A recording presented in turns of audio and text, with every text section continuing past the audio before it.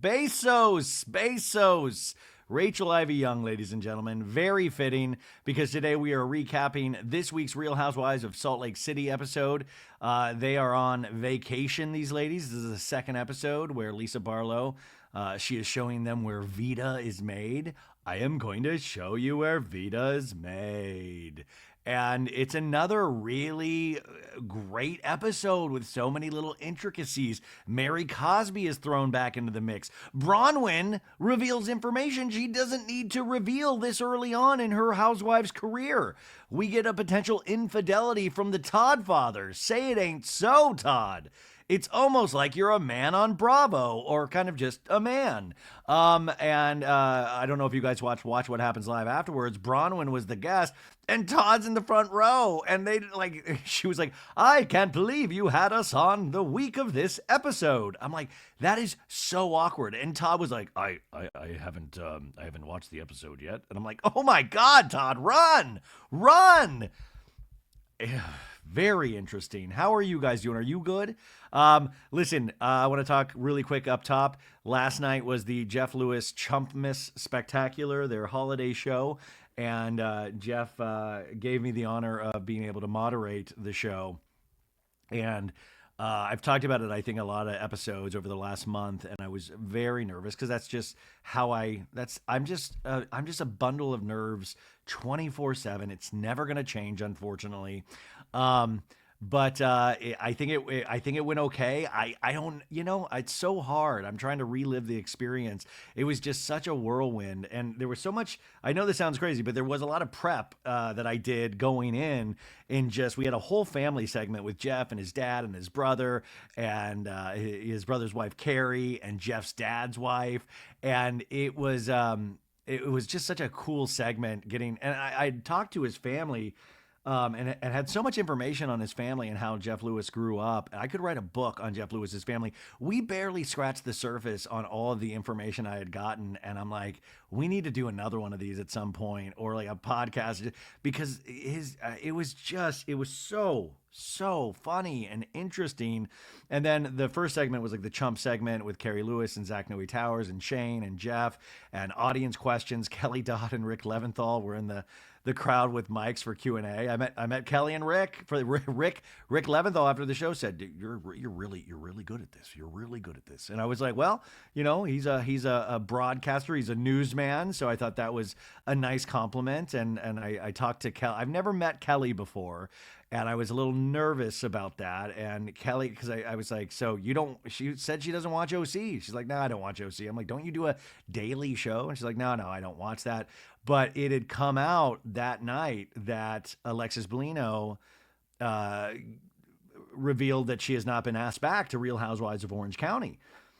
And I was on Carlos King's podcast this week, and he was like saying he almost convinced me that we needed Alexis back, but that is not to be. Alexis Bellino is no longer there. Now, Shannon Bedore was there last night at the live show, and this information dropped after the show ended, and I got to show Shannon.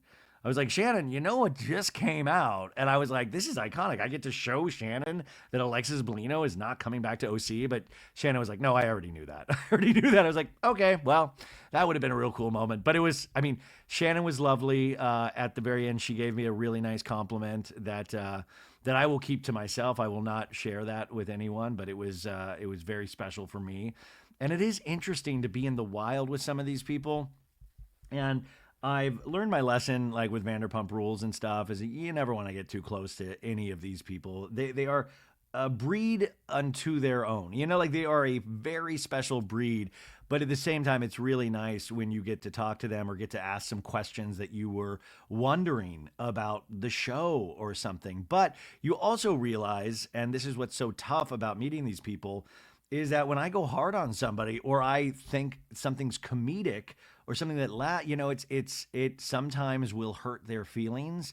And that's why I always say, I have to keep reminding myself to say more and more, if you're a housewife, if you're on Bravo, don't listen, don't watch, don't listen. It's not, I'm not aiming to do that. I'm aiming to have a good time and talk about how I feel about the show. And then we can have a good time together. And I can do the silly voices, which some people love, some people hate. But this is my show. This is what I do. This is what I want to do. And, but it is interesting to, when you come into contact with them in the wild and, realize they're real people. But it was, I'm just so happy it's done. I'm so happy it's done, you guys. I was so stressed out. I was so sweaty as usual. That's kind of my thing, but I relaxed into it. And I think, it got done. And I guess Jeff on his radio show today said that I was the best moderator they've ever had. And I don't believe that. So, but it was really nice to hear that from Mr. Lewis. And I always say this too. And, I always am very cognizant of all of these environments I go into, but, Jeff takes a lot of heat and he does a lot of things that I, understand why he sometimes gets the heat he does, but there has been nobody that has, he's really given me a lot of opportunity this year. He has been,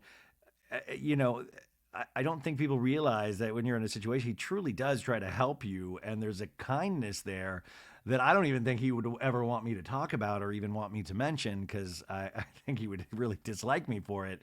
He's not sappy like I am. Like, I'll cry at the drop of a hat, and I'm always looking to get emotional, which is so funny. Like, I'll get emotional with you guys, or I'll get emotional with compliments, but in my real life I try to isolate myself as much as possible, and that's why my therapist says I'm weird. No, she doesn't say that, but it's something we work on. But he's just been so great, and to give me opportunities that I never, my dream in 2024, you guys, was to do live So Bad It's Good shows. And the amount of illness I had and work and getting over all of the bullshit of the last couple of years, it just didn't happen. But then I was driving back last night from Brea, the Brea Improv, and I just thought, well, you did a live show. You did a live show. You got to host a live show.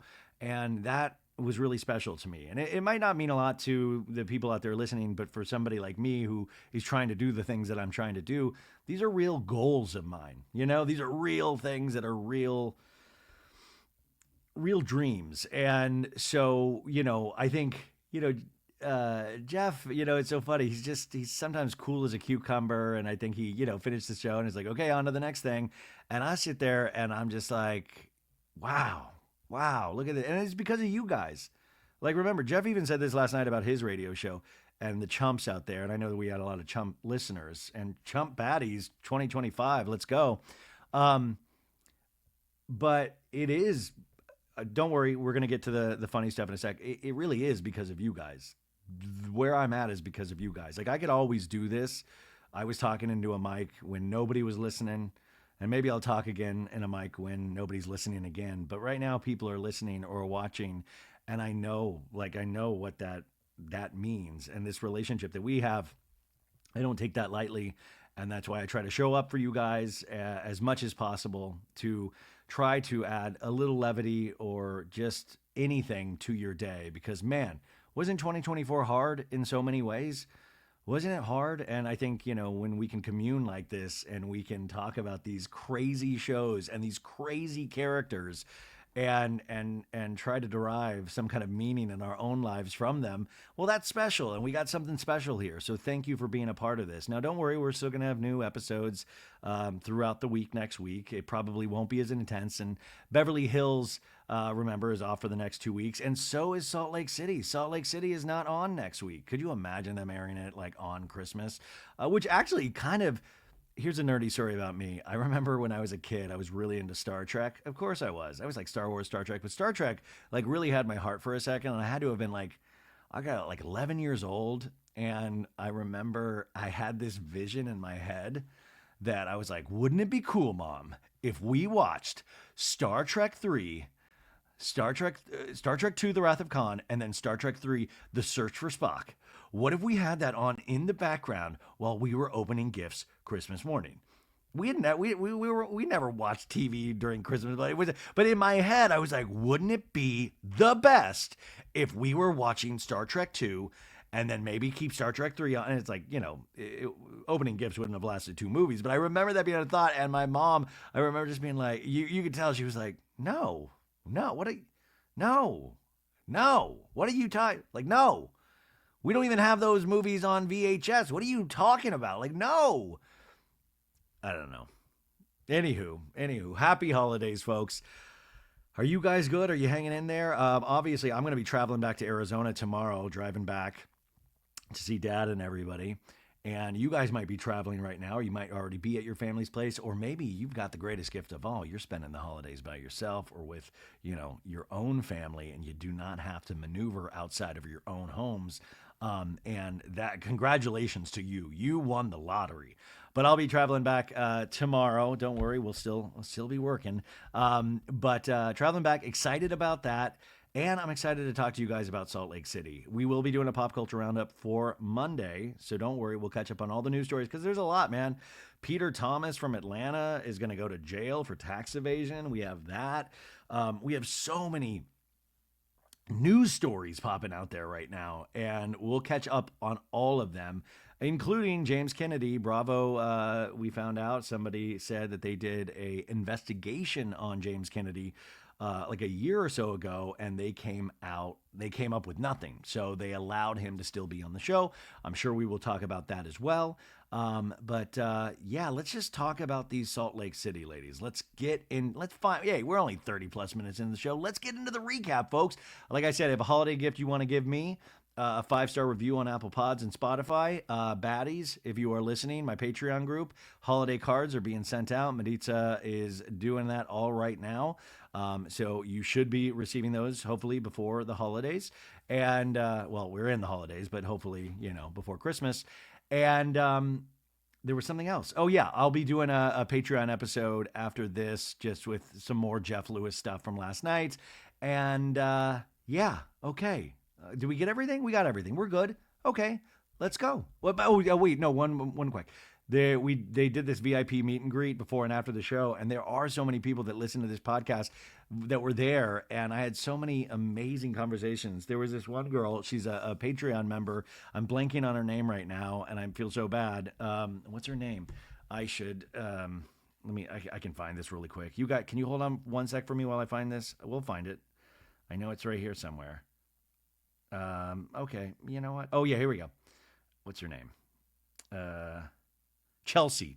I had a great conversation with Chelsea, and she said how much this show means to her. And Chelsea, if you're listening, and hopefully you are. If you're not listening, then I'm like, you completely lied to me during that conversation. But it was just such a great conversation. And Chelsea, that really meant a lot to me too. Okay, now, enough of that bullshit. Let's get into the recap. Okay, this episode of Salt Lake City, I think this has got to be in my top 10 titles for the year. It is called episode 14, La Vida Loca. And the Vida is capitalized because Lisa Barlow's Vida Tequila, baby. You know Lisa Barlow had to shit a gold brick when she found out the title. She's like, oh my God, that's amazing product placement right in the title. Truly, I wish they had put Livin' La Vida Loca, but maybe that's like a copyright infringement on Ricky Martin's iconic song. But like right off the La Vida Loca, whoever thought of that? People would think, oh, that's easy to think of. No, that's probably really hard. Like that, you wouldn't immediately think, but that's a perfect title. They're on vacation oh God, beautiful title. This is what the cable company gives us as a description for the episode. The Mexico trip continues. Mary arrives and the ladies come together for a Vida dinner. So she's even got Vida in the description. Whoa.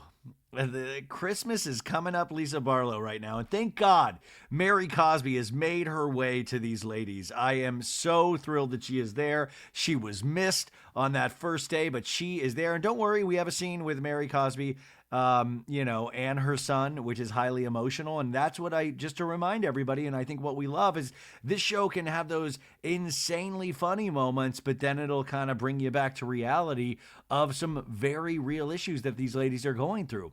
So we start off, Lisa Barlow going previously on the Real Housewives of Salt Lake City. And they're in Mexico. And Lisa's like, you guys, this trip is going to be amazing. And they're greeted at the hotel with champagne. And Heather Gay is like, you would never know that Angie and Brittany can't stand each other. Meredith and Angie aren't even speaking. Whitney and Lisa basically hate each other. Like I said last week, it is so refreshing. I mean, it's not great to hate people, but it's refreshing that like we fully call it out on the show. Like, yeah, there's no hope. Like they fully hate each other. Even though Whitney keeps going, I like you, Lisa. I do love you. But like Lisa's like, I fucking hate you. So we had an argument last episode where Lisa's like, it's weird that anyone has a problem with any of the rooms. And Bronwyn's like, I don't have a problem with the room. I have a problem with what's happening between you and I. And remember, that was that whole conversation that Bronwyn started because she felt like she was in the room with the losers with Whitney and Angie and eventually Mary. Bronwyn would be like, finally, there's a real winner here. Mary Cosby is finally here. Now it is feeling more like a C+ room assignment rather than an F.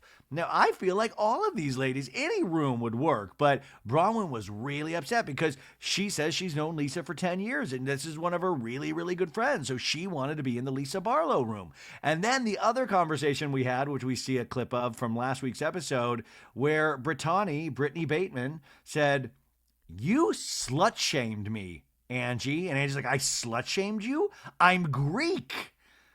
And Angie's like, you went over and you told her that I was slutty. You told Bronwyn that I was slutty. And Lisa's like, why did she say you were slutty? Like, I like Lisa like, well, let's find out the facts. So, how are you a loose woman, Angie? And Angie's like, hey, Lisa, stop always sticking up for everyone else. And then Lisa, in her scream, and by the way, stand back from your earphones or whatever, you're like, she always screams. She's like, why can't we talk in fact? She says, why can't we talk in fact? But she's like, why can't we talk in fact? She like, Lisa goes from like a 5 to a 10. There's like no raise like 5 to a 7. It's like 5 to, why can't we talk in fact? And everybody, you know, kind of like, ooh. And then, of course, we have a scene from previous episode where Robert Jr. is talking to her mom in that really, really emotional conversation, where he said, I felt like a stain, you know? And Mary's like, do you understand what would happen to me through tears? She's saying this. And he's crying in a talking head. She says, Robert's really in need of help. And then the scene with Mary Cosby talking to Angie K going, so, Mexico, I want to make sure that Robert's good before I come. But I love that Mary's like, want to make sure he's good, but I'm still going to be there. This is a Mary Cosby that's trying this season. A Mary Cosby that needs some kind of friendship. She doesn't want to be stuck in that closet talking to those mannequin heads or some housekeeper, right? Like, you know, she wants to be a part of this sisterhood of the traveling Vita Tequilas, right? So that's where we pick up, right? Okay, boom. All of a sudden, we hear chill Latin music. Bong, chicka, dong, ba, dong, ga, gang, gang. Little fiddle, dong, gang, gang, gang, gang. And we see the Mexico flag, I believe. And we're seeing the beautiful hotel that they're at in Puerto Vallarta. Day 2. Whitney opens up her curtains. Oh my God, it's sunshine. I love this. We see Heather Gay in red, whole red sweatsuit ensemble trying to put herself in like a... I don't know, what are those? What are the fucking things that are like? It's like, I don't know, a little swing thing, a little swing chair. And she gets in, and she's just looking at the beautiful view. And all of a sudden, we start seeing these text message bubbles pop up on screen to Heather. And Whitney's like, "Meet me and Angie for water aerobics in 20 minutes." And Heather's like, "Okay, let's go. Water aerobics? Do we need water aerobics? Like, why'd you meet me in the kitchen and we'll drink some Vita tequila? Water aerobics? Exercise on vacation?" These housewives, they're you know, they care about themselves. They take care of themselves. We cut to Bronwyn in her loser bathroom, and she's in these like taco pajamas. Her face is all slathered, and she's brushing her teeth. And then we see Meredith. And Meredith, you guys... Listen, maybe Meredith with those Audrey Hepburn bangs weren't that bad after all, because this Meredith, She looks like a ghost. She looks like she's seen a ghost. She looks like The Walking Dead. She's like drinking a cup of coffee and she just looks pale and out of it, just disoriented, you know? And you can just tell something's going on. And then we see like a Lisa Barlow text bubble pop up, even with Lisa's voiceover saying it, going, "Hi, girls. We have a beautiful breakfast in the villa today, and then we're going on a little yacht ride. Make sure to be ready for the yacht at 11. And she's texting this as she's getting glam. And then we see Bronwyn FaceTiming with her family. She's like, what's going on there? Are dogs okay? And as Rachel Ivy Young reminded us before, remember, she has like 8 dogs. They're all named out of characters from the TV show House of Cards, that Kevin Spacey show. And Todd's like, yeah, they're all fine. They're a couple of them are outside. And Bronwyn's like, there's a lot of animals roaming around the jungle here. But it's beautiful, Todd. I think actually you'd really love it. Are you dying over the text I sent you? I sent you a late night text saying, I'm coming home. And then the glam girl kind of laughs. Like, if you're getting glam on like, are the glam girls paid to like do the makeup, but also kind of to laugh at whatever you laugh at? Like, she's like, And he's like, yeah, I got the text. I got the text message. Yeah. And she's like, obviously, I'm having my makeup done in Mexico still, so I'm not coming home right this second. So I like that she asked Todd if he received the text message. So she sends the Todd father, a text message going, I'm coming home. And just Todd doesn't respond. So she's like, did you get the text message saying I'm coming? Well, I'm not. I'm getting glam right now. I'm not coming home right. So please do not make any arrangements for, no, I'm staying here. Yes, of course. Yes. And he was like, okay. You know, so Todd, I think, just wants to be like looking at his Starbucks mugs or something. But Bronwyn continues. She's like, so Lisa's talking about how beautiful the hotel is. And I said, it's beautiful and I'm glad we're here. But I feel a kind of way about not rooming with Lisa. And it turned into this whole conversation of her insinuating that I'm not grateful to be here. And frankly, that I'm snobby. And he finally gets into this conversation and goes, that's just a stupid thing for her to say. And she's like, yes, Todd, it is. Yes, Todd. Thank you, Todd, father. Yes. That's just a stupid thing for her to say. Yeah, hell yeah, Todd. And she kind of gives him this look. I love Bronwyn's facial reactions, because when she like, she'll get this like she'll lean her chin down and like kind of purse her lips like, like, right. The Latin music keeps going. I feel like I'm in like the Miami Sound Machine when I hear this.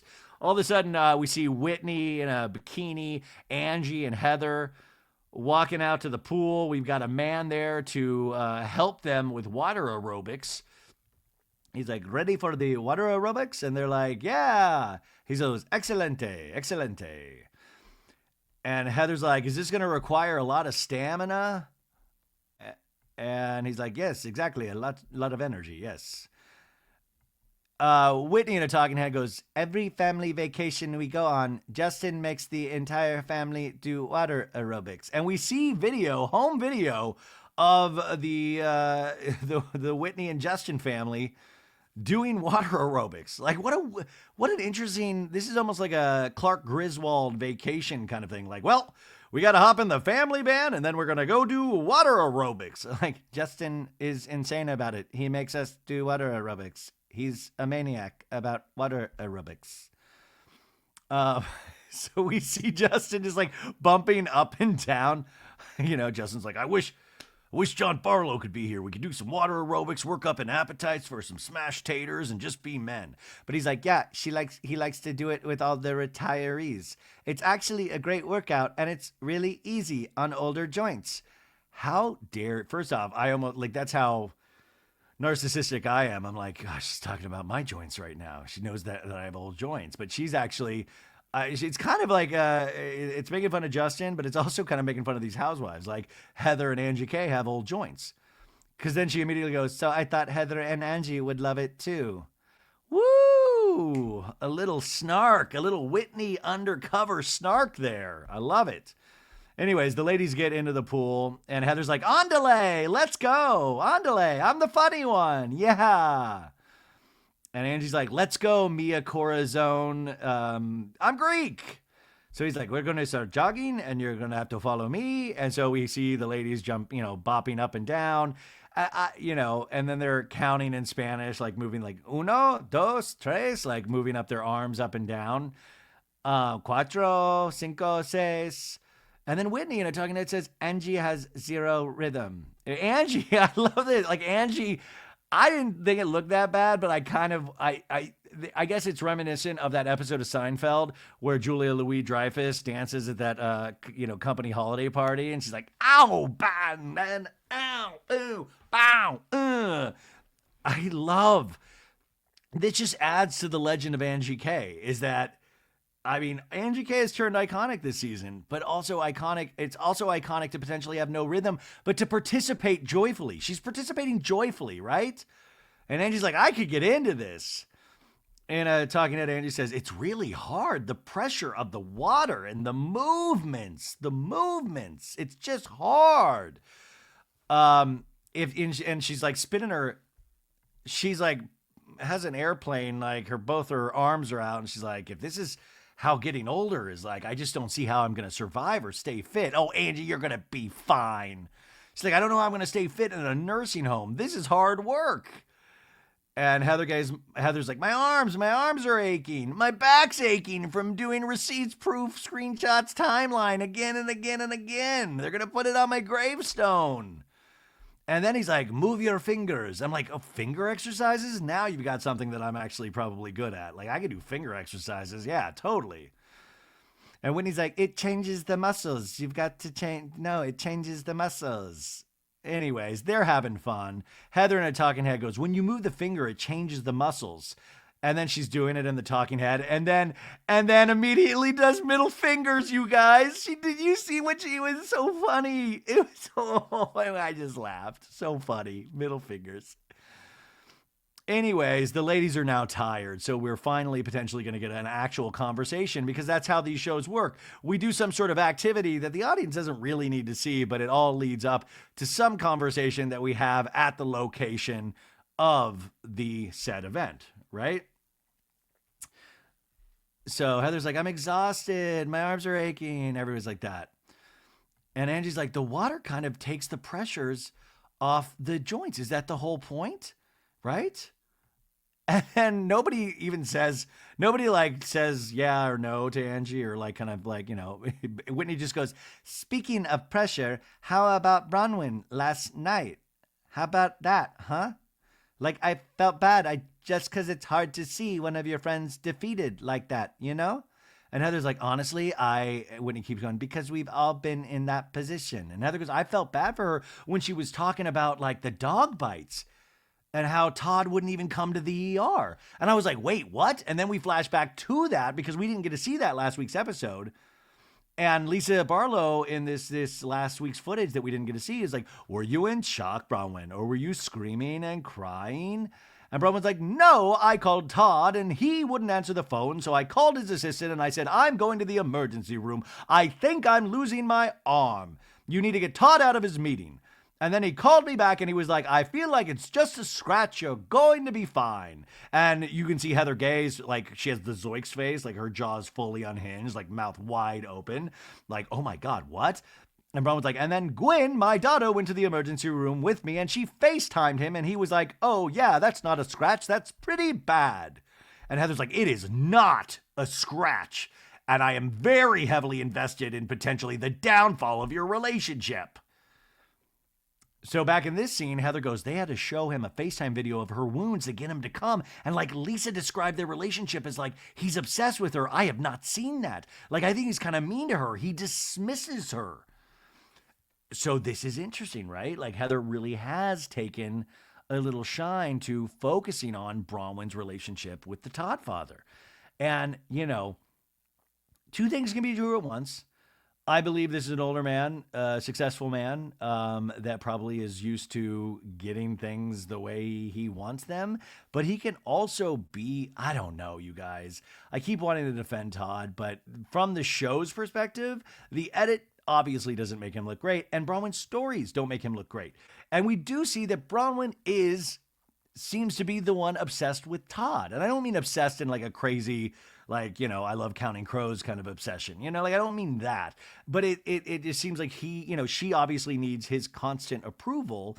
But if he's like kind of like, oh, that's just a scratch. You don't need that. Like that's wild. That's wild. And just to remind you, she was close to getting mauled by this dog. And we did that news story last week. Remember, her and Todd did take care of the dog that attacked her and actually paid for the medical bills, found that dog a new good home. And, Bronwyn actually took a little responsibility for that. Is like, I didn't react the way that you're supposed to in a situation like that. But how could you? Man, I would be like screaming bloody murder. I would be like, take my arm, just take it. Anyways, we flash back to Meredith's bat mitzvah where Todd is telling Bronwyn, you've got to stop this right now. And you've got to stop it. You've got to stop it right now. And Bronwyn's like, all they hear from you, Todd, is you are sticking up for them. I was trying to be respectful. He's like, I that was not what I was trying to do, Bronwyn. Yeah, that was not what I was trying to do. And she's like, I know, Todd, I know. And he's like, I'm leaving. And then Bronwyn continuing, I told her 10 times that there wasn't an apology. I wasn't interested and she wanted. And he's like, so why did you stay? So why didn't you get out of there? Why didn't you just get out of there? Why did you just walk away? And we see Heather Gay, like Heather Gay's like role has been relegated to just like eavesdropping, like just looking at another scene that she's like seen happening that she's not in, like just constantly taking notes. Like that's what her position has turned to on this show. Anyways, back in this scene, Heather goes like, I don't see the respect and love, but I can totally relate because I was in a marriage like that. Where like he was the king and everybody talked about how funny and smart and handsome he was. I've read Heather Gay's first book and I've seen pictures of her husband who was talking about how funny, smart, and handsome this guy was. And by the way, I think we've seen this guy in action he just kind of, didn't he pop into one episode, but he just seemed kind of awkward. And I mean, everybody's awkward on TV, right? But I didn't get like funny, smart, and handsome. No offense. No offense. Heather's in an amazing position right now, but I was like, is it exactly the same, Heather? Is it exactly the same? But Heather's like, and even if he was an asshole to me, I was just supposed to be lucky and happy because he didn't cheat on me, He wasn't addicted to drugs or porn. I was like, whoa. I was like addicted to drugs. I didn't count the porn. But then I've been told by multiple sources, I love sources. I was hard at work on a journalistic piece about the Mormon religion. They really are big on the addiction to porn. Like that is something that is currently brought up from what I'm told in the Mormon religion. Like I always think about addictions like drug, alcohol, that kind of stuff, counting crows. But the porn thing, I was like, wow, that's an interesting thing. Like I should have just been happy that he wasn't cheating on me or addicted to drugs or porn. I mean, that's got to be, I don't know. I don't really think about, well, there was a movie. What was that movie? I don't know. I was just trying to think about like experiences with like porn addiction or what that looks like. Cause that seems kind of gnarly. Like, I mean, no offense to porn. I think porn's great. I mean, you know what I'm saying? Like, I'm pro sex worker. Why am I even talking? Nobody needs to hear any of this stuff. I just thought like addiction to porn. What does that look like? Like 24/7. Anywho, it just got my mind racing, but we're here to talk about this. We'll do that in a special episode of So Bad It's Good presents porn addiction. And anyways, I'm sure tons of people have stories about it. So I'm not trying to be demeaning. Anyways, Heather's like, I can just totally relate to that.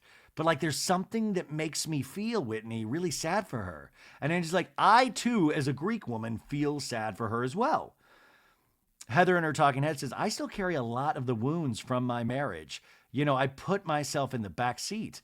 Like I pandered to whatever he wanted, to his hopes and dreams, regardless of how I was betraying myself. So this stings when I see, husbands be dismissive of their wives. Now, I feel like I think that's actually good. This is the Heather I kind of want to see talking about past experiences and talking about why she might feel a certain way about this. So I'm like, okay. And also, but it's so interesting in these kind of religious sects or, it is so patriarchal.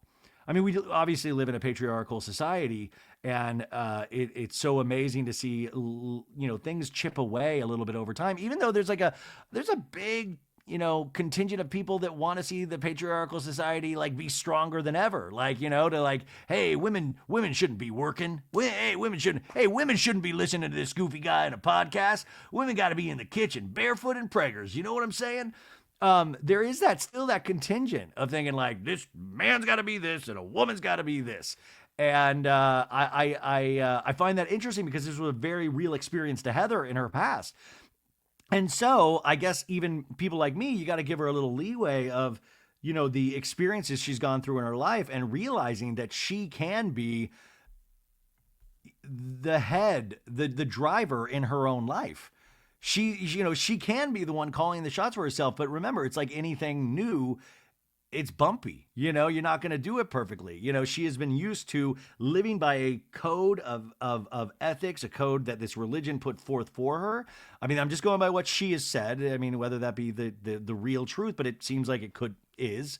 So I thought that was interesting. Now, Bronwyn, remember, is not Mormon, but it is interesting Heather's, relating to her with that. So she says in a talking head, I just feel bad that I didn't see that earlier with Bronwyn, that maybe she's got a lot more going on that I have, ever been aware of. Now, I hope this is so genuine because remember, she realized she wasn't going to win the battle of words with Bronwyn at Mary Cosby's horrific Let's Wear Audrey Hepburn Bangs party, right? She wasn't going to win that war. And you saw the gears turning in Heather's mind where she had to pivot and start almost trying to be more understanding towards Bronwyn, because I wonder if these ladies in the middle of a season start realizing, going, God damn, she's killing it. This Bronwyn's killing it. The audience is going to love her. I wonder when those things start like popping into your head, like when you start thinking about how the audience is going to react to something. And that's what we don't want with Housewives. We want that. That's why we like Lisa Barlow. Lisa Barlow doesn't seem like she gives she's not thinking about the audience at all. She is just being Lisa Barlow. Love her or hate her, she's being herself. But I don't know. So I'm just glad Heather has arrived at this point. But it is interesting if Heather will ever have a scene with Todd. So Whitney then goes, I need to move the story along. When is Mary Cosby getting here? And Angie's like, she actually texted me from the airport today. She's going to be here this afternoon. And so they're like, they got to go eat. Heather's starving. She said she's, the water burned a lot of calories. And he's like, we worked up an appetite, troops. Let's go eat a banana, Kathy Hilton's favorite fruit. And Heather's like, a banana and a screwdriver? Yeah, I want to see Heather get wasted again. I want to see her puke and piss herself like she did in Palm Springs last season. That's sometimes the Heather I miss. I want 4 espresso martini deep Heather gaze. And I know that's so bad to say. It's horrible. Anyway, so they're going to go to Lisa's villa to have this, beautiful breakfast. More Latin music. And Lisa's like, hi, everybody. Are you ready for our yacht today? And Brittany's like, Lisa's like, I brought you a present.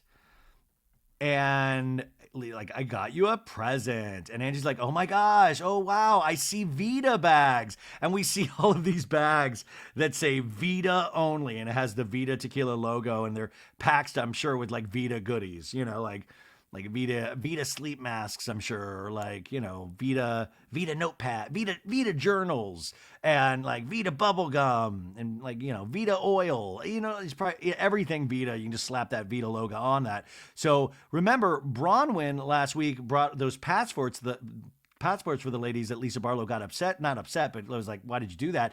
Those passports, somebody told me, were $500 each. $500 each. If any of the housewives are listening, even though I've asked you not to listen, I'm willing to take one of those passports off your hand for $200 to put in my reality show museum, okay? I'm willing to do that. So anyhow, Whitney, if you're listening, I wish you wouldn't, but if you are, I'm willing to take that off your hand for $200. Don't try to this isn't a negotiation, $200 flat. That's cash. Venmo, straight to you. That's in your pocket by Christmas, okay? Mary, I don't think you even know how to work the podcast app, but if you are, Mary, I don't know if she brought you one because you weren't there on the first day. Hopefully she gave you one. I'm willing to buy yours. You know what, Mary? If it's from you, I'll give you $250. No offense to Whitney, I'll give you $250. Now, Lisa, if I can get a Lisa Barlow, and Lisa, you've got plenty of passport holders. Lisa, I'll give you $300. How about that? Heather, if you're listening, I'll give you $50. $50 cash in your pocket this Christmas, right? Because that's That's neither here nor there. Anyways. So Lisa's like, your names are on the bag. You're so welcome. And Angie's like, OMG. I go, here's for Bronwyn. And Bronwyn is just kind of looking like nonplussed. Like she has this like the Bronwyn facial react. Like she could have been a silent film star. She's just like, huh? And Meredith Marks, by the way, is like all in black sunglasses. She looks like she's like Lydia Dietz from Beetlejuice. It looks like she had a rough night. Bronwyn in a talking head, it says, obviously Lisa thinks I'm too bougie to function, and I'm spoiled, so like the grateful guest I am, I will accept this gift. Man, Bronwyn, we're at that point. Bronwyn is just, she is not playing around anymore. Like anything Lisa says specifically, it's wartime, baby. So Lisa's like, oh my God, my favorite travel things are in these gift bags. In a talking head, Bronwyn continues, but I also am wondering, what would I use a canvas bag for? And she clicks her tongue. Well, I would not. I don't. No. So she's saying, what do I need another fucking canvas bag? I mean, that is true, you guys. Do you think ever about how many canvas bags we get, through the course of our lifetimes? And especially in this last like 10 years, I feel the canvas bag mafia it's like big pharma. It's just everywhere. The big canvas bag, like it's just out there everywhere.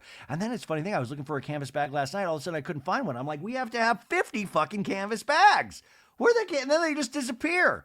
And is that part of the canvas bag mafia where they just disappear? So they're like, haha, that's a way, like we come back and steal the canvas bag so we know you have to get a new one.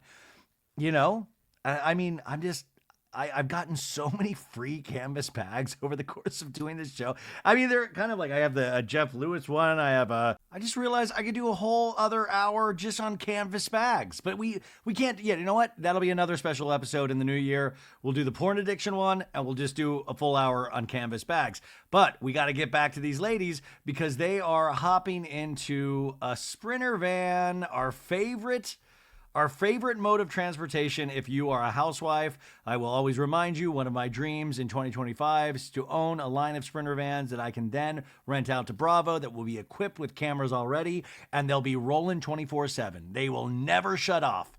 Anyway, so they're all entering the Sprinter van, and Meredith Marks, looking like Bono with the fly glasses, these black wraparound glasses, and she gets herself all the way in the back and just kind of plops down.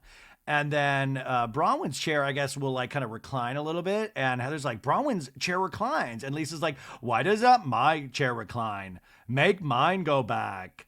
And Meredith's like, no, hello, if you put yours back, you're in my space right now. And come on, please. Little chair humor that they're all doing in the Sprinter van. So the vans are off and we see Meredith like 30 minutes later and she is passed out in the back of the Sprinter van. She is ass out. And Whitney's like, Meredith. And Meredith kind of like slowly looks up. Are you okay? And Meredith's like, what? By the way, anytime, see, this is horrible now. I think Meredith, obviously very brave to come forward with her talking about losing her hearing. But now every time Meredith says what, I'm like, oh, shit. She's like, what? Are you okay? I said. And she goes, I'm just closing my eyes. I didn't sleep very well. I'm just closing my eyes. I didn't sleep very well.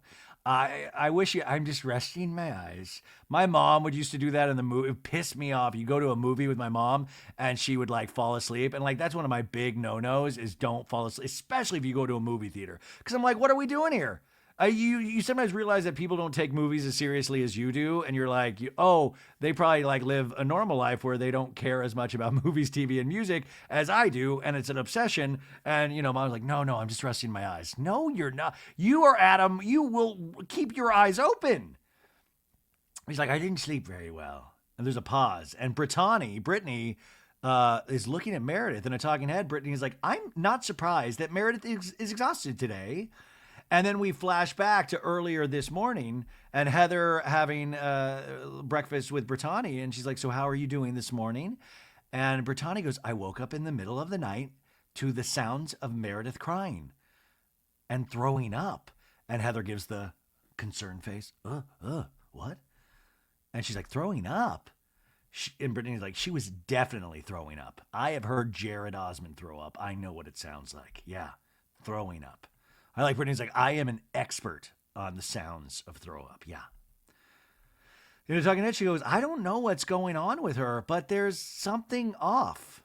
And we see that Meredith is back out, just passed out, resting her eyes again. Okay, so more bouncy Latin music. And we are now on the streets. And Meredith just like comes out and she's like looking down and she's just like stepping like, and when he's like, Meredith needs help. And Angie's like, I'll come to your rescue. And Meredith's like, oh my gosh, this is brutal conditions.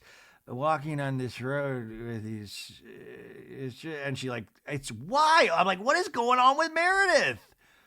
It's wild. She's dressed all in black. And Whitney's like, this is quite the duo. Angie helping Meredith walk. And Heather goes, women supporting women.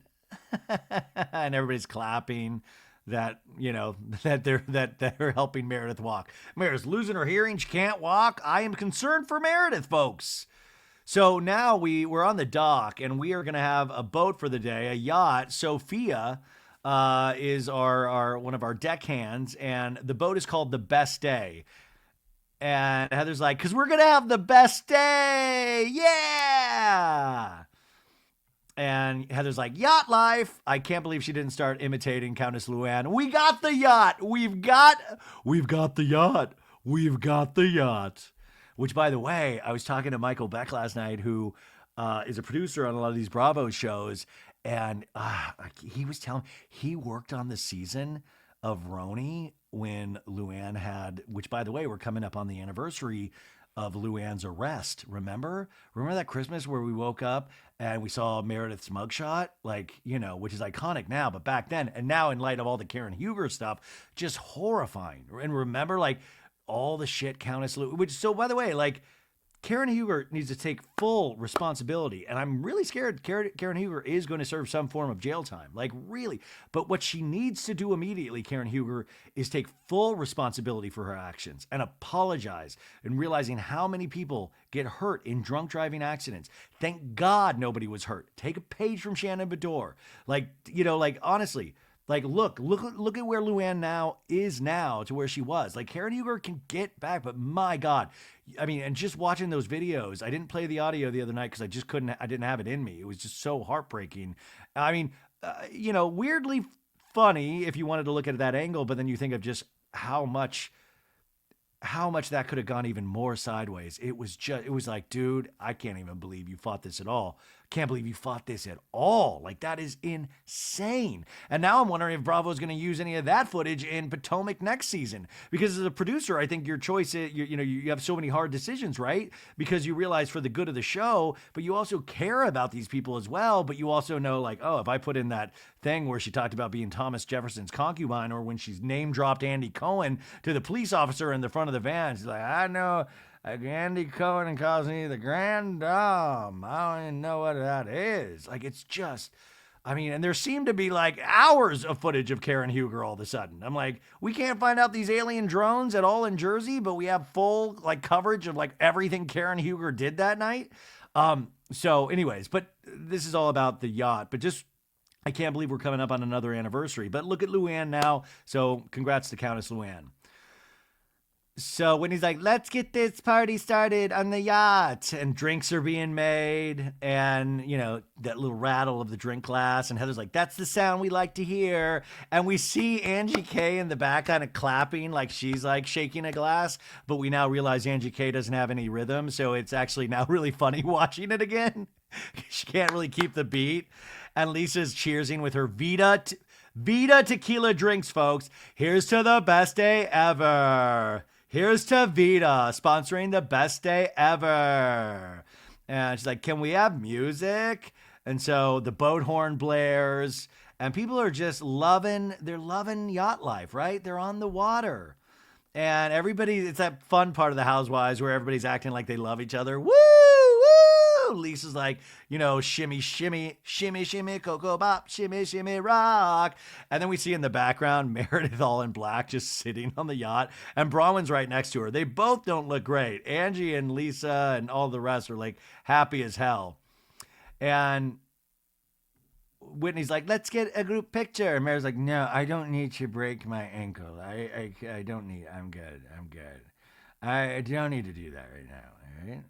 And so they're all taking pictures. They're probably filming TikToks, being sexy ladies on a yacht, right? And then they're all like doing like, Brittany starts doing like a hip hop dance, like the Running Man and the Roger Rabbit. Brittany, star of, tons of Lifetime films and, Broadway icon.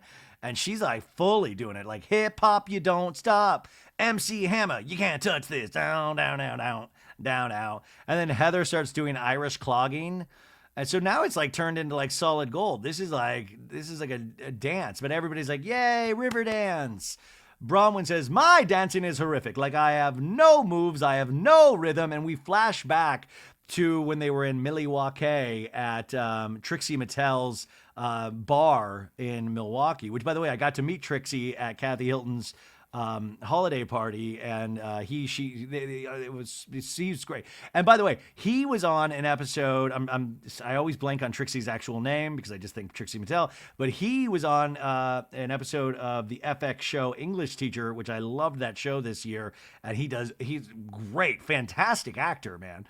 Anyways, we see Bronwyn at this trying to get down, and I don't think she's nearly as bad. I don't think this footage relates to how she's talking about herself. And she's like, but even I am shocked at how atrocious some of this dancing is. And we see Angie K all of a sudden trying to do like this Greek dance. And I love it. And Bronwyn's like, it's like zeros, just zeros for everyone. Zeros, just like the place where I'm staying. Just a bunch of zeros. Okay, so we got some chill music playing. The yacht is going, drinks being made, and Brittany is asking the ladies, "What are your summer plans? What are you ladies doing?" And Lisa Barlow's like, goes, last year we went on like an amazing trip. It was Jack's last trip with us for like 2 years for his mission. And so like the focus is on little angel baby Henry. He loves it. Little angel baby Henry. Remember, we followed his journey a little bit in terms of he didn't have a lot of friends, Lisa told us. She just told us this like 3 or 4 weeks ago on the episode. It kind of broke my heart. Also, I just can't help but keep staring at Meredith, who's right next to Lisa. And Meredith looks like she's in a whole fucking different show right now. I mean, she looks like she's at like a Cure concert or something. And Lisa's like, he loves it. He goes on like little dates with me and John. Like he'll go out to dinner with me, and then John will take him to do something sporty. It's, and they're like, it's the year of Henry. It's like, it is the year of Henry. Unless I'm in coach flying back, and then I will take time away from Henry to make sure I'm first class. In a talking head, Lisa says, between Jack leaving and Henry starting middle school this year has been very challenging for Henry. Like, I feel like he didn't want to make friends. He wasn't trying to make friends. And we flash back to a scene with Lisa and Henry, and Henry's explaining to his mom, he's like, it's just easier being alone sometimes. Dude, Henry, I feel this kid so much. It is sometimes just easier being alone. I love Henry.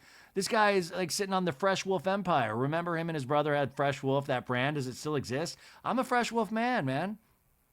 But Lisa continues, and now it's fun to watch him making friends. And like inviting kids over, having us drop him off at movies. Like, I'm like, well, let's not just like let him just go hog wild. Let's not just like going to parties, bringing bottles of Vita to his friends. She says, like, I feel he's just really starting to adjust. And it's just like, it's such a relief for me.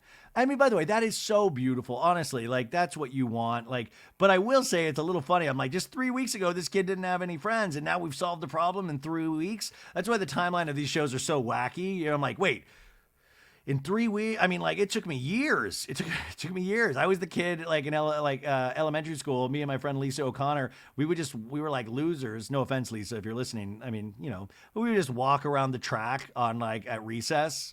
Like nobody would hang. It was just me and her, and I had my jean jacket filled with like every button known to man, probably carrying 50 canvas bags. Shock, no one wanted to hang out with me, but like but it took me years to like. I don't know. Anyways, in the scene, she's like, and we just love him. We love doting on him. And then Andrew Kay's like, well, and how about all of his cologne collection? And Lisa's like, I think he's up to 15 colognes. And Heather goes, how about the way he said Jean-Paul Gaultier? And Lisa goes, he says it with like this French accent. I'm not kidding you. Now we got to get this kid to say, I can't believe they didn't cut to him going, Jean-Paul Gaultier. And this is the other thing. My nephew, Connor, we used to call him Watermelon on the show because his parents didn't want his name out there, but now we know he's Connor. Congrats, Connor. He's a grown man almost. But this kid, he was out in LA visiting us a couple months ago. This kid's into scents now. He's into fashion and he's into scents, but he's into fashion in the way like he knows he doesn't have a lot of money. So he'll go on like these websites like Alibaba, and he'll get like dupes of like designer clothes. I don't know. I'm like, what? I'm like, could you get me a dupe of Old Navy clothes? Can I go cheaper on my clothing? Which, by the way, this little sweat, if you're watching the YouTube, this sweater that I'm wearing, it's like I keep wearing it because I just got this for myself, and I got this, and it's like it's not super expensive, but it was more than I usually pay, and that's why like I wear it nonstop because I love it so much, and I'm like, God, wouldn't it be cool if I had like 5 of like different kinds of these? Anyway, not your problem, but also just back to the scents, like this little kid has a cologne collection. Do you like? I shit you not. My cologne collection usually stemmed from whatever I would, sorry to bring up my mom again, but like every holiday she would at Ross, Dress for Less, they would have these little cologne collections and they would have like the mini bottles. Like it would be like mini bottle of Obsession, mini bottle of Cool Water, mini bottle. And I was like, but I always looked forward to it because I'd never bought myself cologne, right? Like, and so that was like right now I am still on a mini bottle of something. Like, and then I run out of that and then I just go to the next mini bottle. But I think I'm almost out of mini bottles and mom is not around anymore. So I have no cologne. There was one time I went to Ross Dress for Less myself in LA when I ran out of cologne, and I'm budget conscious, and so the colognes they had here, I have a picture of this. This is way before the podcast, but I was like, okay, I got the Adam Levine cologne and 90210 cologne. I didn't even know 90210. By the way, if that had been made when 90210 was actually out, that cologne had been sitting there for like 15 years at that point. But I was like, oh, wow, the Adam Levine cologne and 90210. And I bought both of those and I've used both of them. I mean, that's like, I don't have a personal scent. I mean, my personal scent is just bad. But then when I put cologne on it, but I don't have like a personal, I want to do that. I want to get to a place where I have a personal scent, like, right? Do you guys have scents? Hey, audience, you guys have scents out there? Hey, let me know. Leave a comment on Spotify what your personal scent is. Anyways, Brittany goes, hey, like, I just gave you like a story about Olivia last night. So Brittany out of nowhere just stops this conversation about Henry. And Brittany's like, what about me? It's me, Brittany. What about me? I need to get some attention like the queen I am. I'm Brittany. But she goes, listen, I told you this really important story about my daughter that was like a really, really big deal. And Lisa's like, wait, what? Like nobody saw this left turn coming. Like, what? And Brittany's like, yeah, it was like crickets. And we flash back to this scene from last night. And Brittany's like, I do actually have an announcement. Jared Osman is now raw dogging. No. And they're like, oh, Lisa goes, oh no, an announcement? Because Brittany is famous for making announcements in these scenes. And in the announcement here is, she goes, you guys, Olivia, my daughter, we've made such progress. And she's like, we've talked for hours and she spent the night. And then the shady editors put in cricket sounds like chirp, chirp, chirp, chirp. And Brittany's like, huge. And Meredith goes, that's amazing. And so we back on the boat, and Lisa's like, wait, what? And Brittany's like, last night when I was making an announcement, I was like, ding, ding, ding, ding. My daughter's finally talking to me after 6 months. Bronwyn has a face on her like, what the fuck? What is going on? And Brittany's like, it was literally crickets. And Bronwyn goes, the difference is I know Lisa's son, Henry. I see him. I know he exists. He's a real person to me, you know? I love that Bronwyn is like, your daughter is potentially made up. She's artificially intelligenced. I do not have proof. I don't have a DNA sample. I have not seen her in the flesh. She is a figment of your imagination. She's Puff the Magic Dragon for all I know. And Brittany's like, hey, whoa. Yeah, but like, you know me, Bronwyn. You know me. This group isn't very supportive of me. This group's just not they're not supportive of old Brittany. And Angie's like, we weren't talking about you. We were talking about Lisa's son and supporting him. And Brittany's like, I know, but last night when I made the announcement, and Angie's like, wait, well, not to be rude, but this moment is about Henry and him being and only, and now it's turned on to you. And Brittany's like, yeah, well, I mean, my feelings are hurt. Yeah. You gotta fight for your right for screen time. Yeah, Brittany, get in there. Anyways, now Bronwyn just completely rolls her eyes to the top of her eyelids. She's like, ugh. And Lisa goes, Brittany, it's weird. Like, very quietly, Brittany, it's weird. And she's like, no, I gave you guys good news about Jared and me. I gave you good news about my daughters, and it feels like none of you are supportive with the good things in my life. Bronwyn sucks on a straw, like bored, like, And she's like, it's a really, really big deal for me. I give you all of this positive. I love that she's like sitting there like, what positive announcement can I make? I don't want to make a negative announcement. They don't like that. But what if I made a positive announcement? I'm not getting anything from that either. So Brittany's like, I don't get to see my kids every day like everyone else does. And Bronwyn's like, but do you like the idea of telling us you have an announcement, or do you actually like the idea of seeing your daughter? And like pause. There's like boom. And Brittany's like, Bronwyn, you are a fucking bitch. Woo! Girl, whoa! Brittany,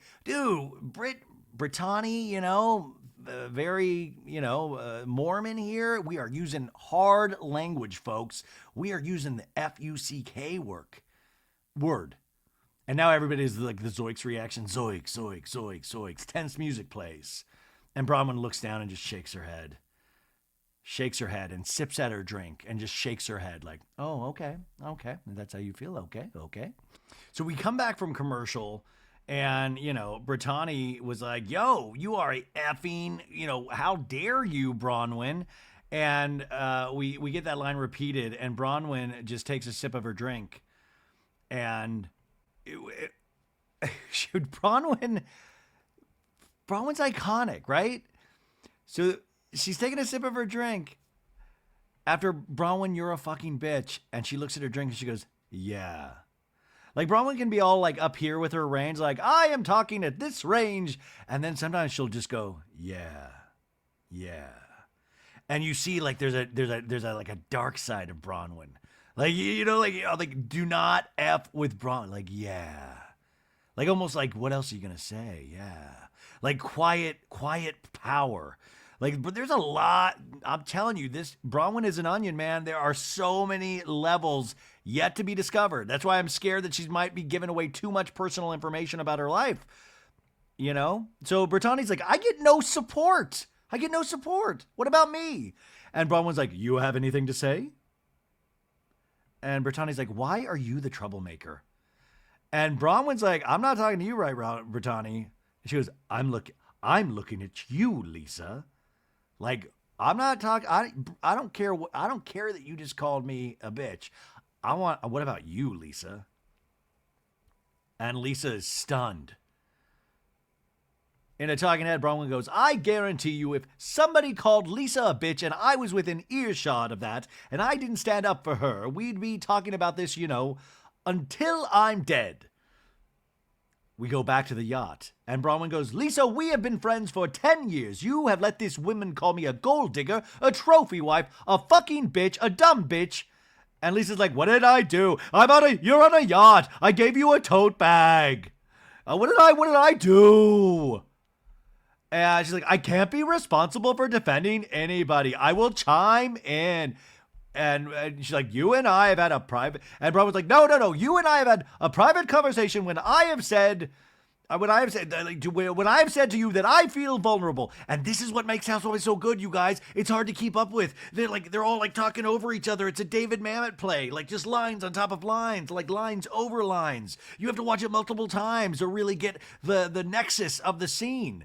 And it is wild, though, once again, to point out how all of these ladies seem like Lisa is the planet that all of these other planets revolve around. They all need Lisa's attention. And Bronwyn is like going so hard in the paint. And I just like, it's like, come on, Bronwyn, you can stand strong on your own. You might not even need Lisa. You don't need Lisa at this point. You are Lisa. You are your own Lisa. Have people revolve around you. And maybe that's it's going to be your second season development. But, you're barking up the wrong tree here. Because Lisa, like everything now, you're looking to a reaction from Lisa Barlow. And that's just not Lisa's character.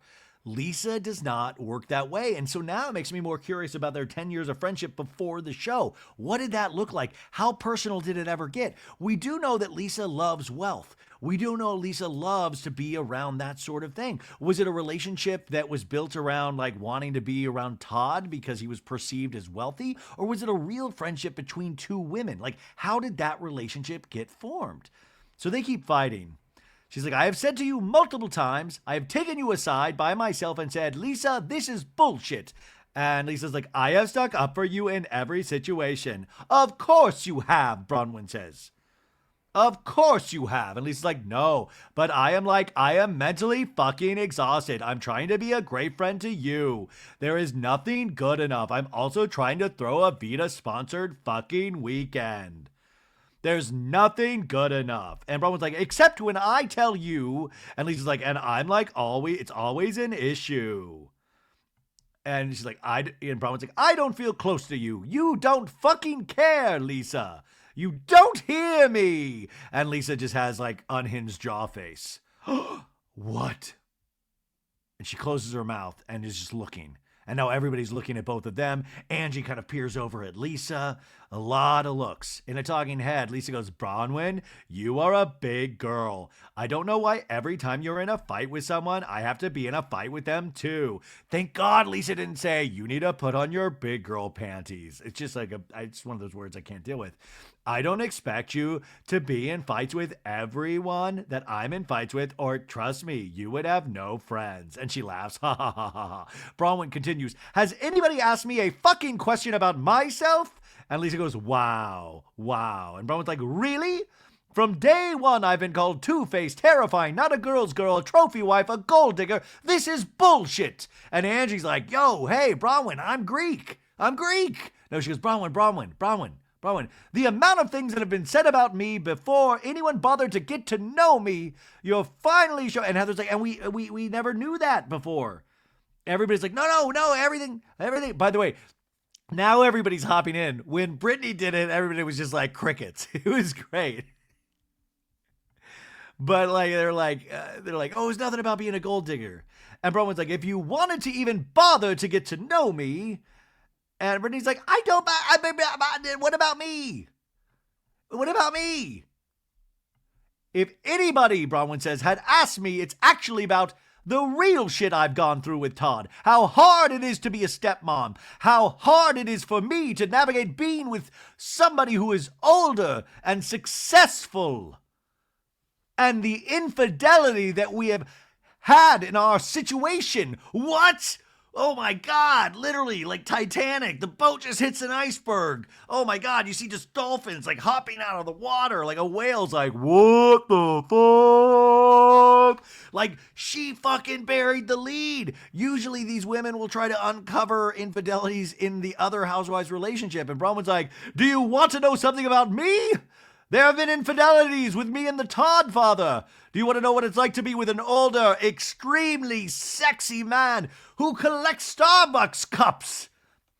And his infidelities. She didn't need to do this until the second season. I love that. That's my main takeaway. You didn't need to do this yet. I love it. I mean, I don't love that it potentially happened. I just you've given us so much already. You've given us so much to chew on. I feel like I'm at those super salad places back then where you get the soup and the salad, and I'd go there and I'd just pig out and be like, oh my God, you're giving me too. I feel like I'm at a super salad where I'm just stuffing myself. Like, oh my God, Bronwyn, you're giving me too much. I'm gonna have gas later, And Lisa does the unhinged jaw face again. Now, Meredith, who's half dead, she's even like, what's going on?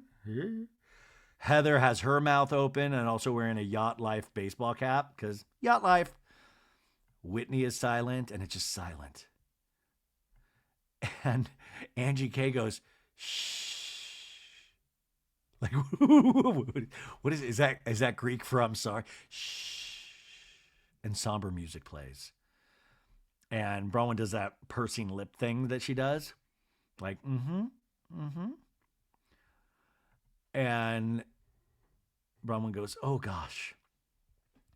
And Whitney goes, how did you find out? And Bronwyn leans to the side. Everybody's waiting for her answer. Brittany's like, wait a second. You're all fascinated with Bronwyn now. What about me? But Bronwyn starts telling the story. She goes, a couple of years ago, we were on a trip and he was texting someone on his iPad and Gwen, my daughter, went to say something to him and Gwen saw it over his shoulder. And Lisa, another, zoinks. Oh. And Lisa goes, oh no. And everybody's like, oh no. And Bronwyn's just staring out at the sea, trying to hold the emotion in. And there's really somber piano music. Are we about to hear Imagine by John Lennon? Imagine there's no Todd father. It's easy if you can. No iPad to type on. No Starbucks cups to collect. Imagine all the, So she continues so Gwen came to me. And they're like, you confronted Todd? And I confronted Todd. More silence. In a talking head, Bronwyn goes, the real truth is that my relationship is just as hard as everybody else's in its own way and has had its very low lows that were very hard for me. She continues on the boat. This is a side, in the talking head still. This is a side of me that these ladies haven't seen, but I want them to understand that I'm versatile, that I can sing and dance and chew gum at the same time. I'm what these shows call a triple threat. I'm rich, I've possibly had infidelities, and I speak my mind. No, she's like, I want them to understand that I bleed the same way that they all do. I cry about things, and that side of me is there if they're open to it. So my God, this is what we always ask for from our housewives, right? If you want to know all the truths, I am ready to give it to you. And you just imagine Todd what, this is not what wait a sec. You said you were on some show. What show? Wait, is this one of those Real Housewives show? Oh my God, I thought I was on the National Geographic Channel. Are you kidding me, Bron? You talked about my iPad infidelity? Are you kidding me? Are you kidding? My God. How did Todd do in business this past year? That's what, it's horrible, right? The actuality of it. But, what was the conversation between Todd and Bronwyn before coming on this show? Was there by the way, Todd, I'm going to potentially mention your Starbucks mugs collection. And he's like, well, I'm very proud of them. I wouldn't mind if they got a little shine, But I also would like to talk about your iPad infidelity, Todd. Wait, what? Did she give him a heads up? This is what we, like I said, what we want from a housewife, but my goodness. So we're back on the yacht. And Whitney's like, what did he say to you when you asked him about it? And Bronwyn's like, so he said it's a fatal flaw of his. What's good for him in business is that he's never satisfied. He's always pushing for the next deal, the best deal, the whatever. And Brittany's like, oh, ouch.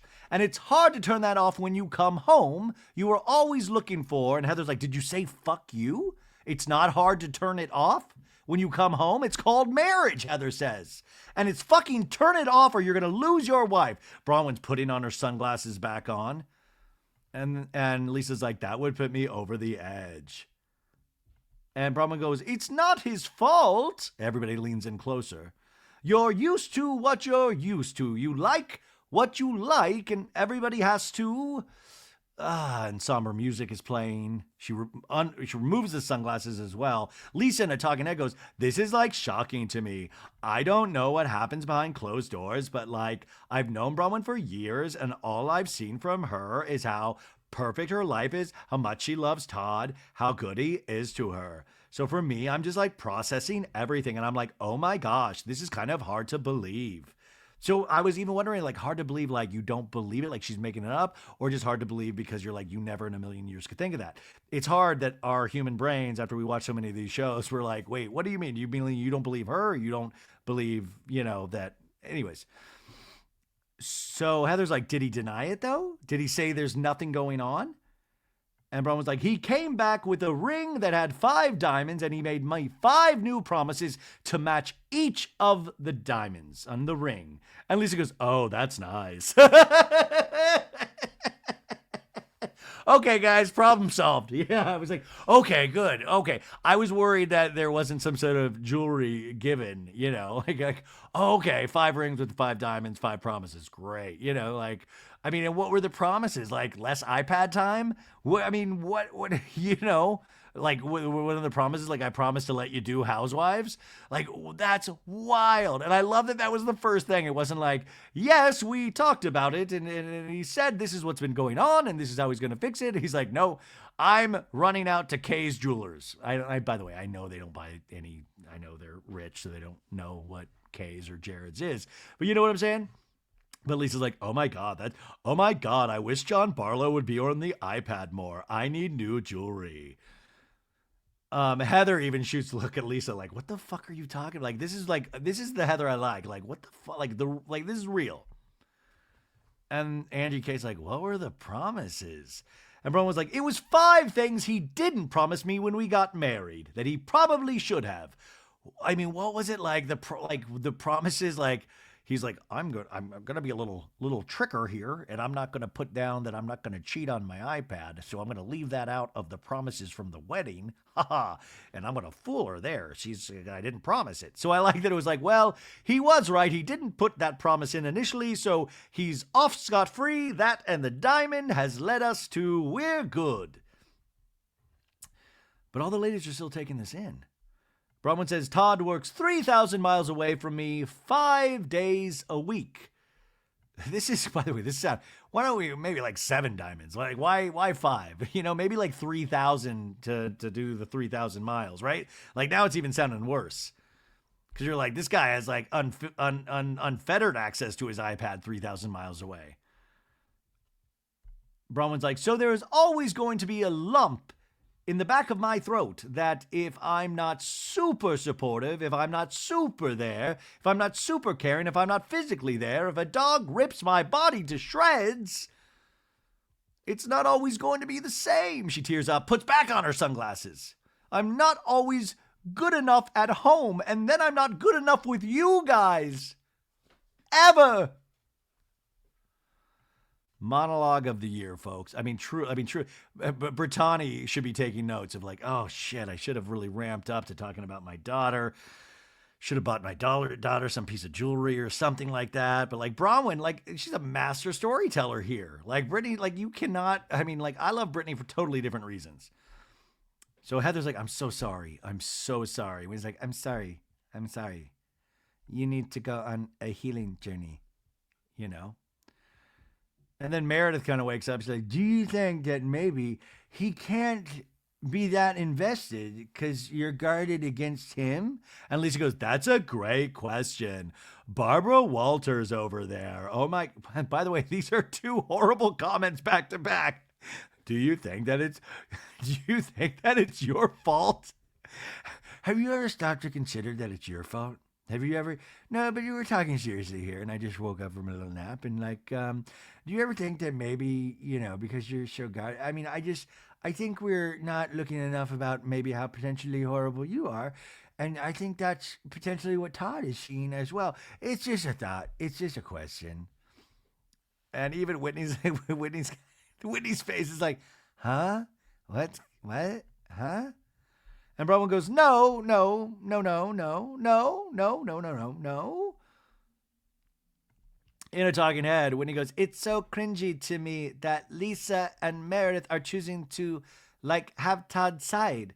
Like, in this moment, we just need to say, fuck Todd. Like, that's it. Fucking Whitney sometimes will have a moment where you're like, hell yeah, Whitney. Hell yeah. Sometimes you just gotta be like that. Sometimes you just, in that moment, you can't just be like, well, have you considered that, spitballing here, that it's on you? Have you considered that? It's just something I'm thinking about right now. Bronwyn goes, I adore Todd. I live and breathe by what Todd says to me. And I think I mean as much to Todd as any person can mean to him, which is another weird line to say of like, is this guy like emotionally, autistic in a sense? Where, and by the way, this is a very real comment of like, in relationships and people, we're all different, right? But it's so weird to have to accept that about your husband or your wife or your boyfriend or your girlfriend of like, he loves me as much as he can love another person. Like, right? Like, I talked about Todd as a businessman, and sometimes I've seen businessmen or have been around like really powerful businessmen in the past, and it is wild, man. It's like a whole, and their relationships, their marriages are like whole different things. It's like a business acquisition, and it's cut and dry. Sometimes I'm like, where do the emotions come in these relationships? But it's fascinating. All I do is run on emotion, and for Bronwyn to accept that her husband, well, he's doing the best he can with what he has, and he loves me as much as he can love a person, and mainly he can't really love people that much. It's interesting. Bronwyn continues, but I think Todd means more to me than I mean to him.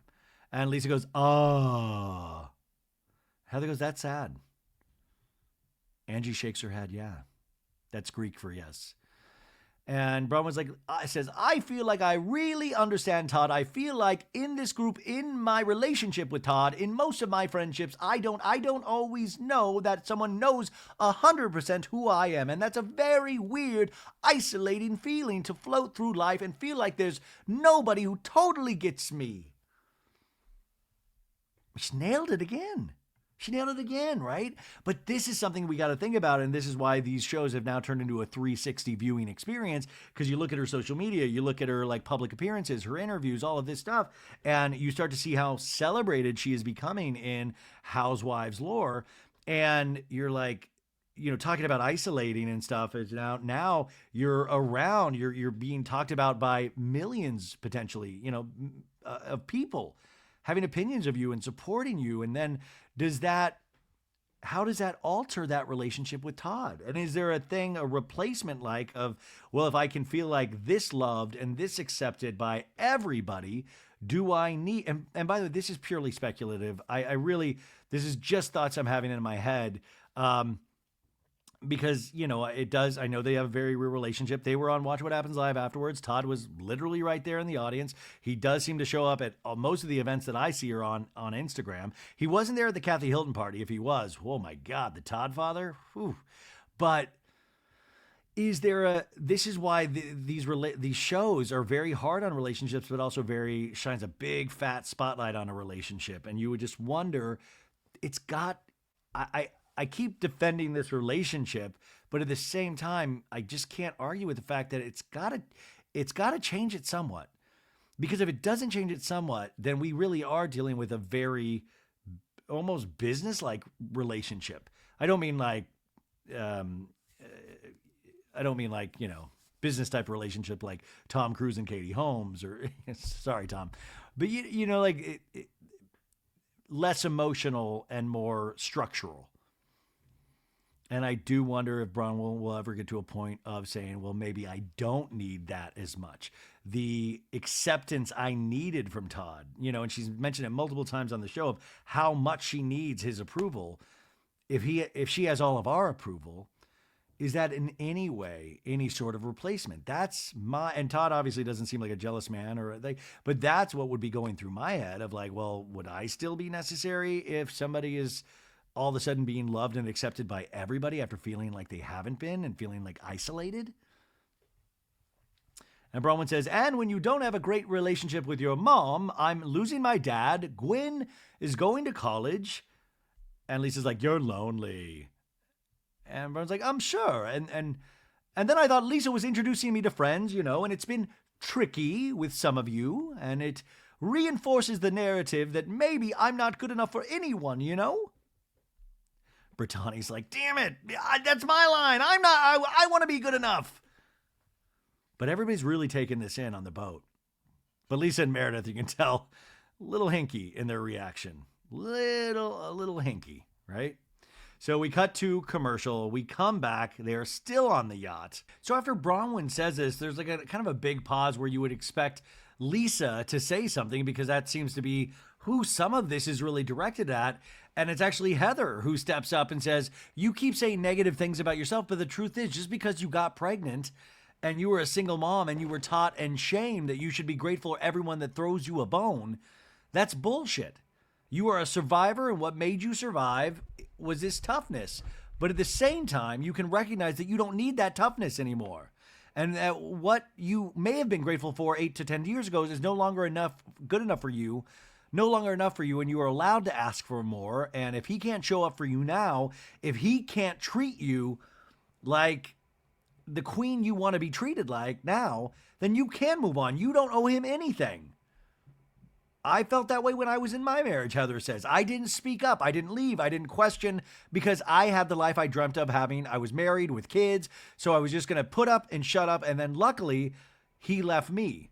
So that's interesting. And then luckily, he left me. I always forget that part. Like he's the one that left Heather. So it's interesting. I was reading something. Oh, what it was? It was Keith Lee, the TikTok food blogger guy. I love this dude. He's so insanely popular. When I'm taking a break from watching things about alien drone TikToks, this Keith Lee guy goes to these restaurants and or any place, and he'll eat the food, and it's like usually places that are like not popping off. And he'll rate the food, and usually it's like called the Keith Lee effect, where these places that are struggling will all of a sudden get this massive influx of business because of his reviews. And he just seems like this great dude, and he believes in God, says God places him where he needs to be at the right time. And I was just watching one of his stories today, and he was saying God, and you don't need to believe in God for this, but is that life or God or whatever you want to call it will put you exactly where you need to be. Even in your times of struggle, that's exactly where you need to be. And you may not be able to see it in that moment, but overall, look at the life. Heather is potentially living her dream life right now. I read her book. She was a huge fan of Bravo, huge fan of these shows. This is probably a dream that she never could have thought to dream. And, it's funny that these things, but it is interesting of like, now going like, I was completely miserable in this relationship, but it's interesting because it sounds like she would have stayed. He's the one that left. But it's one of those things I always keep in mind, like even when you're going through the toughest of times, is that there is something comforting, even if you don't feel it at the time, there's something comforting in knowing that eventually you will realize why you are going through what you're going through, right? There is that thing. So she's given like Bronwyn this pep talk out of nowhere. Lisa's not doing it. Meredith ain't doing it. Meredith's barely alive on this boat right now.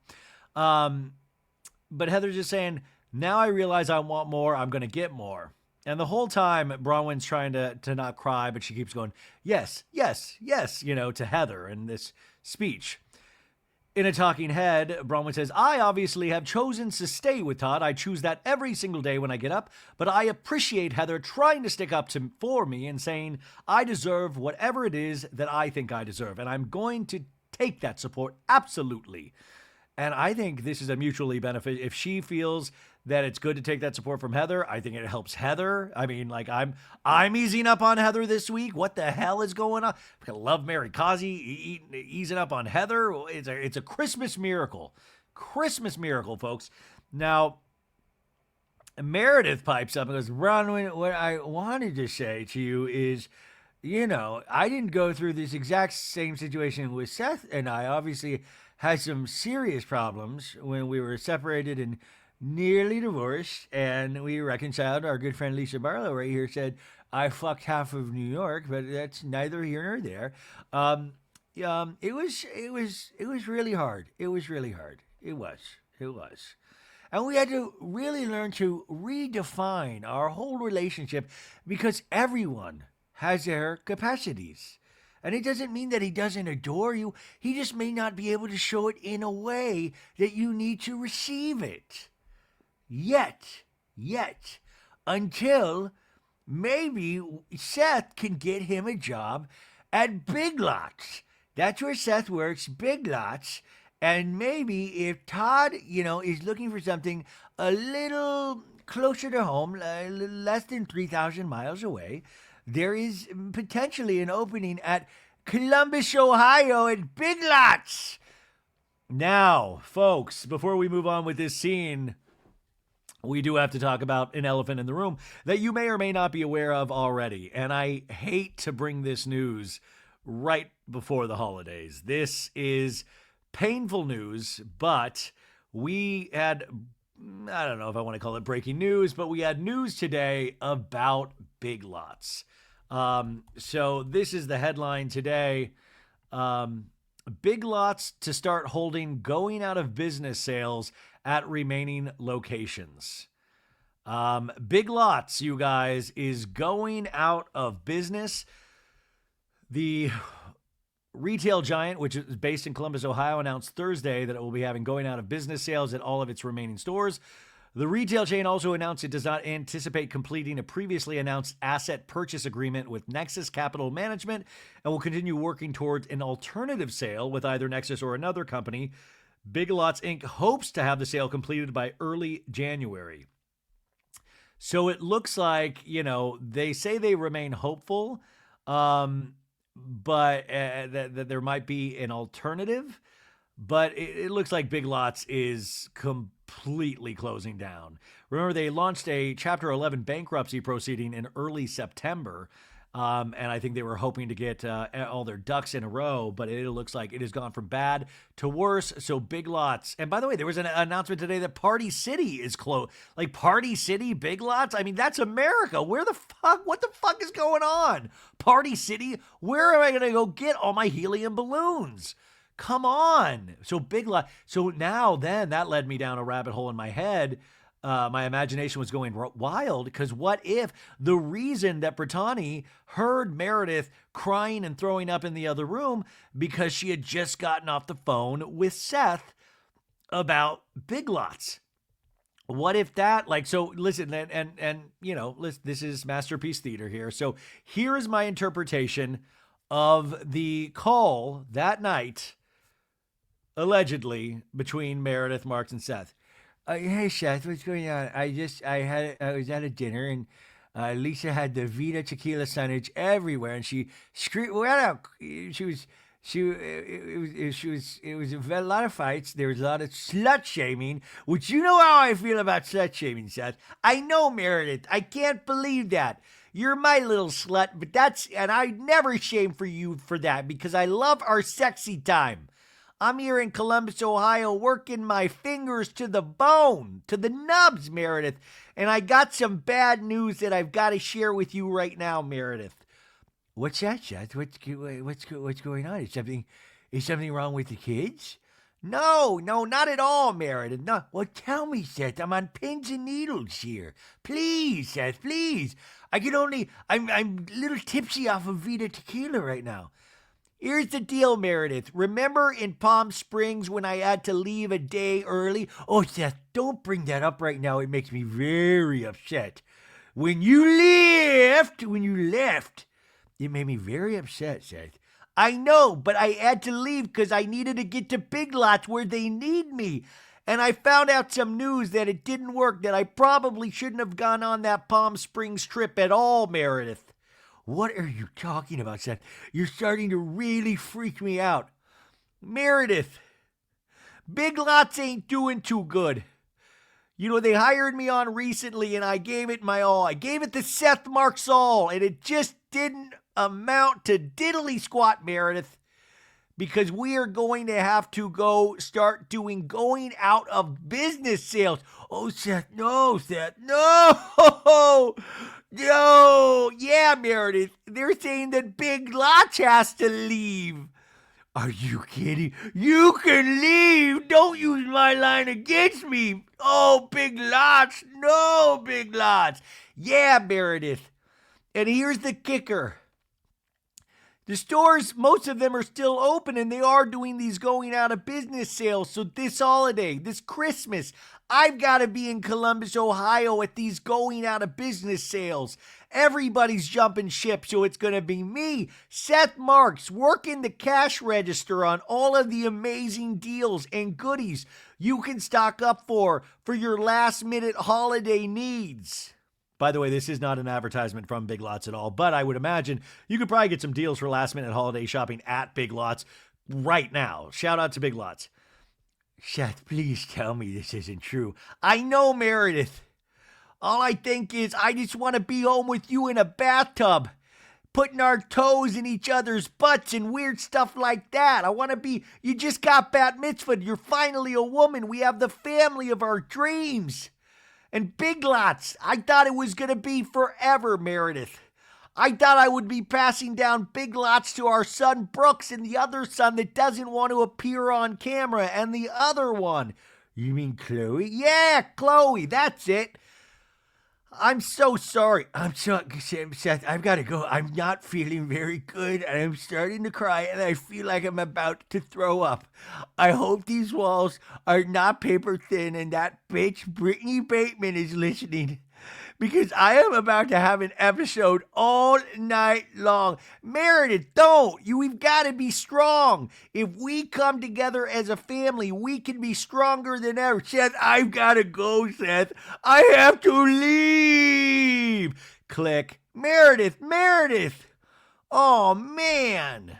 So that is my dramatic interpretation of the call between Seth and Meredith. No, I mean, God, that sucks. Dude, I have heard so many things around the holiday times of people getting fired, laid off, their positions like just being eliminated. And it is wild. Like, is that like part of business? Is that like a business normalcy where people do this shit around the holidays? Because you would think they'd be like, you know what? Let's wait till late January. Let's get a little away from the holidays because that can make you look heartless in some ways. I mean, it's wild. So shout out to Seth. Seth seems like a positive go-getter, so I know this man can land on his feet. I'm sure. Let's get this guy involved with like Target, like Target. Target doesn't seem like it's going to go out of business anytime soon. Let's get him involved with like Walmart or even Dollar Tree. We can band together as a Bravo fandom and get this man a good corporate position somewhere. And possibly Meredith is just like, Meredith's like, oh shit, now I have to, I keep talking about wanting to spend time with Seth, but I'm literally half joking, and now I have to actually do it. So, thinking about you this holiday season, Seth.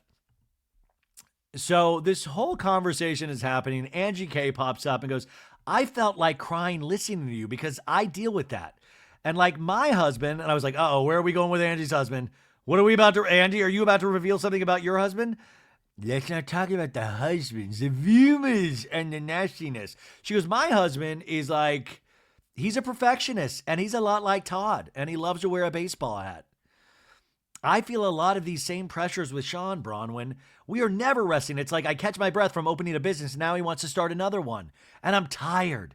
Like I'm not 20 years old anymore. And I love my husband, and this is where we have to realize that marriage is not perfect. And it's a lot.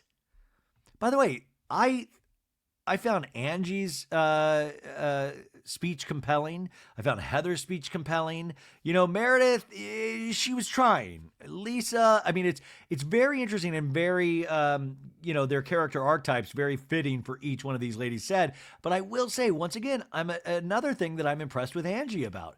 Like another facet to like, okay, that's a new little piece of information because she is so proud of all of her businesses, her hair care businesses, and all of these other businesses. But we've never really heard, man, I'm getting exhausted. I'm not 20 anymore. I could barely do water aerobics this morning. And I thought that was like kind of amazing to hear. And you kind of thought, oh, wow, look, another facet of actual reality from Angie. She's becoming another one of my favorites. So Bronwyn's trying to like kind of wipe the tears away from her eyes. And Heather's like, is that why you have so many dogs? And Bronwyn's like, I have so many dogs. And Heather's like, the dogs adore you. Yeah, she's like, we have so many Judith Liebers. We are shoving shit to fill all the cracks in my heart. All the cracks in my heart, Heather. Clothes, bags, dogs. Which is kind of another revealing statement. Bronwyn's saying it as a joke, but you do have to say all of these possessions and all of these unique possessions and these animals and all that. It's filling up that space. And I don't mean the space of Todd, but just the space psychologically that you grow up with feeling like sometimes that you're not enough. And her relationship seems to be potentially making that, exacerbating that even more, right?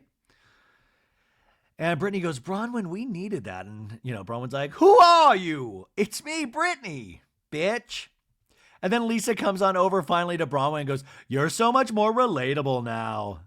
Yes, this one. And like goes and like sits down and hugs her. Like Lisa waits for all like the heartfelt shit to go away. Doesn't share anything about her own personal story because I think John is truly an angel.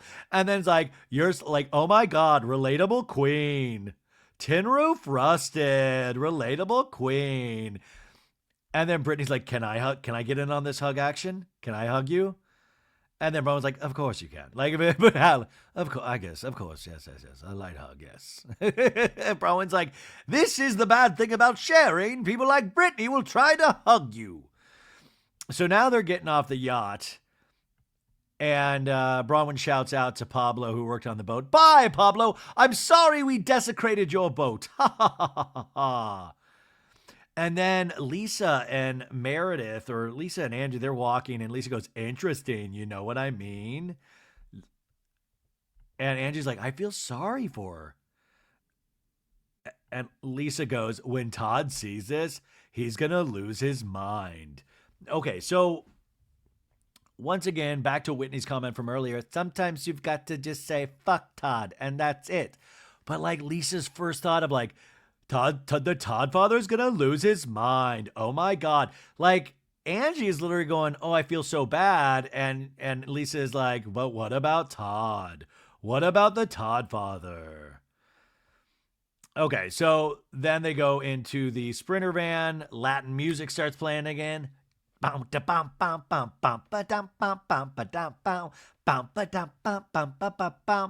we're back at the estates. And everybody's like, oh, I got to eat something. And remember, they're in two separate villas, but they're all starving. Angie comes in, I'm starving. And when he's like, there better be tacos. And Bronwyn's like, I'm not even changing. I'm eating in my bathing suit. I'm throwing caution to the wind. I will eat in a bathing suit. The food is all in the, same location. And Lisa's like, oh my God, that looks amazing. And Brittany's like, and queso, yum. Thank you. Queso is yum, Brittany. So we're seeing them eat. Now Meredith has a Yacht Life hat on from Lisa Barlow's Vita Tequila gift bag. And Lisa, Meredith, and Brittany are sitting down. And Lisa goes, did you have fun on the boat? And Brittany's like, that was like emotionally exhausting. It was like a lot came out from Bronwyn. And I feel closer to her. And Meredith, she like looks pale. She looks like that kid from Powder. Remember that movie Powder? She's like, yeah. And Brittany's like, Meredith, how are you feeling? And Lisa's like, you were quiet on the boat, Meredith. And Meredith's like, yeah, I wasn't feeling great on the boat. No, I wasn't. And Brittany's like, were you feeling sick? Yeah, I just think, just like exhaustion more than anything, I just got a little nauseous and then like a little headachy. Not great, but I feel good now. I feel good now. Meredith's got her special medicine, whatever that is, right? Yeah. And Brittany's like taking her in. I'm like, okay. I thought they were all eating in the same area, but that's not true. They actually have separate eating areas. So Bronwyn's back with the losers, as those are Bronwyn's terms. And Angie is like, how are you feeling, Bronwyn? And Bronwyn's like, I keep wondering if I'm crazy or if I'm misunderstanding because you guys saw when I was crying about my whatever I was sharing with you guys about my personal life. Lisa was not. So we already noticed that Bronwyn has noticed that this is not the reaction she wanted from Lisa. Right? So she's revealed all of this stuff, and you hope that it's just not to get that reaction she wanted from Lisa, but to actually share with all the ladies. But she was like, it is not what I wanted. And Whitney's like, I think even when her intentions are good, she doesn't quite know how to just listen. And Bronwyn's like, no, she does not. No. And Angie's like, there's something with you two. Like, I can't pinpoint it. And Bronwyn's like, there is something. And he's like, I'm just surprised she's not supporting you. But you're sleeping over here with us losers. And Bronwyn's like, she's doing just enough to make me feel uncomfortable, but nothing overtly wrong to me. Like, she isn't stabbing me with like a little knife, one of those shanks they make in prison. She's not doing that. Not overtly. Correct, right? And they're all just like, yeah, got that. That's true. Now back over to the other dining scenario. We just see Lisa sip her drink, and that's it. And then they cut to commercial. I don't know why we needed that cutaway to Lisa drinking a soda. Like that. Yep, that's who we were talking about, Lisa Barlow. Then Heather is waving to one of the people that work there. She's like, hey, Rudy. Heather's introduced her to the staff. Hey, it's me, Heather.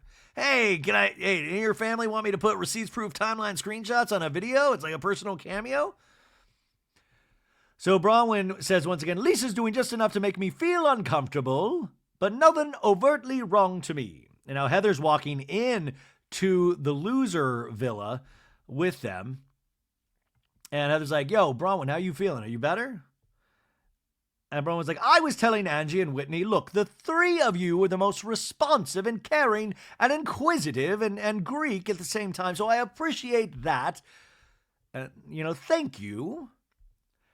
Today, when I was telling you guys what's going on with Todd and I, it felt like Meredith said, well, maybe that's all Todd can do. And Angie and Whitney are both kind of smiling like, see, who's the loser after all. And Bronwyn's like I should be fine with that. Like, that's the max. That's it. That's what you get. But it is interesting, though, because Bronwyn said Todd does love me as much as he can love someone. But so it is a similar thing to what Meredith just said. But, she also just didn't want to hear that from Meredith. But Heather says, well, and on top of that, it's your fault because you're guarded. That's what also Meredith said. And Bronwyn's like, yes, and is Todd doing this to me because I've done something to him? It just felt like the two of them were defending Todd, and I was like, damn. And Whitney's like, you just bore your heart and soul to us and said probably one of the vulnerable most things that you could share. And Bronwyn's just like shaking her head and going, yes, I did. And Whitney's like, but instead they're defending the cheater. Pensive music plays. It hits home to them. It hits a trigger because it's something that they've both either been through or been accused of.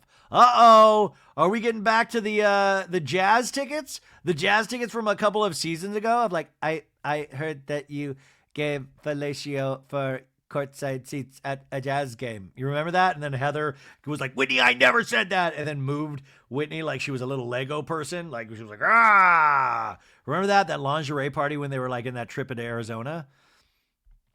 So Whitney bringing up the past going, they've both been accused of infidelity. I mean, when Whitney, I don't know, somebody call Alibaba because somebody just made a point. Resale. Wholesale. Anyways, Heather goes, they side with Todd because they've been on that side of it, but they want to be forgiven. They're sticking up for the don't talk about it. So Meredith and Lisa, what Whitney I think is proposing here is that they don't want to really talk about it because they've had infidelity, or they've participated or potentially cheated on their spouses. So they're like, let's move it on. It's a little awkward here. That's what Whitney is saying. But I also have another theory too, and it's in the sense of wealth. I was thinking today about Lisa Vanderpump, because that's what I usually do on Fridays. No, I was thinking about it because I woke up to some bullshit news where she was trying to make a snarky comment about Kristen Doute and like, I didn't know she was pregnant, and are we sure it's even Luke's baby, or some bullshit like that, And it's like, dude, Lisa's a producer on The Valley, and she's like, I was not aware that she was engaged. And it's like, Lisa, they get engaged on the second season of The Valley. Are you just like the producer that just gets the check and does nothing? Which, by the way, is a type of producer. But it was so snarky and so ridiculous. And this interview that came out today, I think, or was like put around the blogs today, was like a week and a half ago. So it was before the James Kennedy stuff. But it's like, Lisa, you can't be like a snarky, cruel person when you still haven't made a comment about James Kennedy. Now, she doesn't have to make a comment about James Kennedy, but if you're going to sit there and just like make shit about people you no longer work with, well, James Kennedy's somebody you no longer work with. Why don't we hear a comment about James? If you're going to take some time to make a comment about Kristen, and by the way, that is kind of part of how media works. Lisa wasn't out there, doing a solo podcast, or this was in her book. She was being interviewed by actually Lauren Herbert and Emily Orozco, who are the Housewives Nightcap ladies that were on Monday's episode, right? So it was just snarky, but I was thinking about, remember back in the days with Tom Girardi and Lisa Vanderpump and Erica Jane?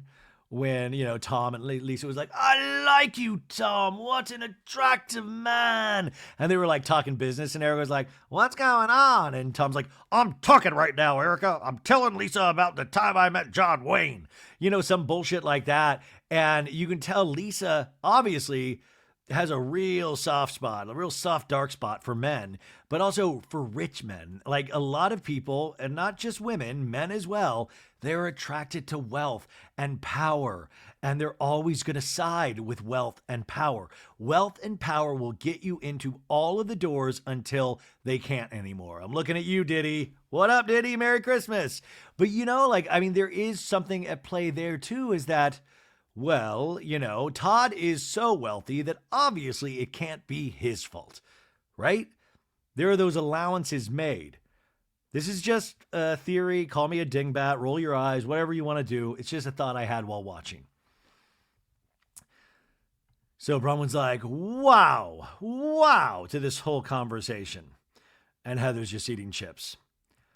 And Bronwyn continues, it happened with Gwen and her grandparents too. Remember the storyline from earlier in the season where Gwen had never met her grandparents yet, and Lisa Barlow was friends with the grandparents randomly. Bronwyn continues, Lisa kept saying that they have this big house and they're so handsome, and Gwen's dad was so handsome, and they're so beautiful, and they're so wealthy.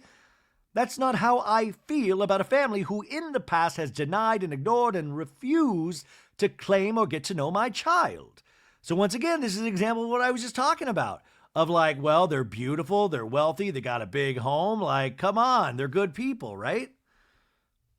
So there's tense music. Angie's shaking her head in agreement. And Whitney's like, she has a hard time going beyond the surface. Those things are matter to her and important to her. So she's going to point out like the image of like, and Heather's like, well, I think it would be hard for her to imagine anyone not wanting to be friends with someone that was rich and beautiful and cool. You know what I mean? Heather's right here. God, Heather's right again. Right? But that's what everybody is. If you're rich, powerful, and cool, of course we want to be friends with you. If you're, I've talked about this, like the power of pretty and the power of petty, but the power of pretty privilege.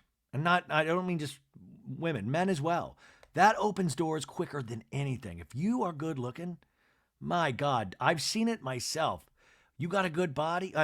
People will just, like, I was with some people last night, and I was part of a conversation. They were talking about somebody dating somebody, and they're like, well, he has a great, one of the first things said about him was like, he has a great body. It was like, wow. Like in the past, if somebody would describe me, it's like, he's got a good personality, but it's like, he's got a great body. And people were like, good, amazing.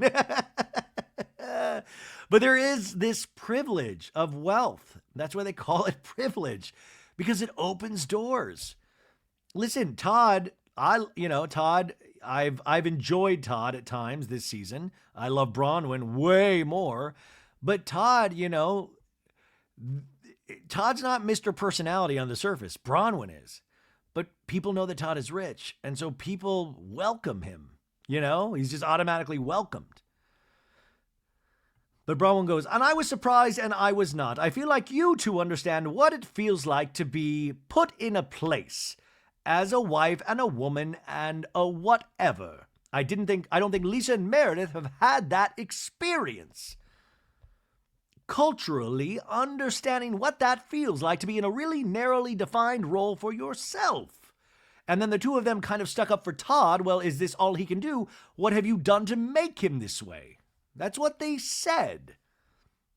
It is interesting, though. Remember a couple episodes ago when Heather was like to Bronwyn, like, I don't talk behind people's back. And that's what Bronwyn's doing. But it's like, well, Heather is talking behind their back and is participating in a conversation. So it's one of those things of like, these rules are like really shaky. It's like, well, Heather doesn't like it when she doesn't like the person doing it. But now that she's kind of warming up to Bronwyn, she's like, okay, I'll participate in a little talking behind somebody's back.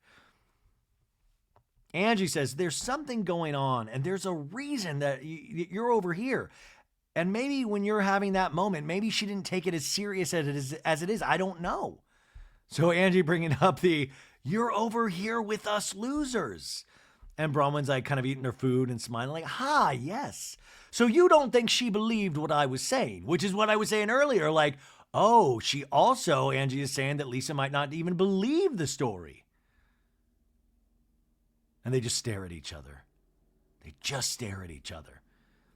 Which, by the way, I believe on Watch What Happens Live, she went on to clarify or walk it back, the iPad thing, and said that this person, it was never in person or physical. It was just text. So walked it back on Watch What Happens Live, but Todd was in the front row. So she did walk it way back. I would have been interested. I don't know how they edited that scene, if that was revealed in that scene as well.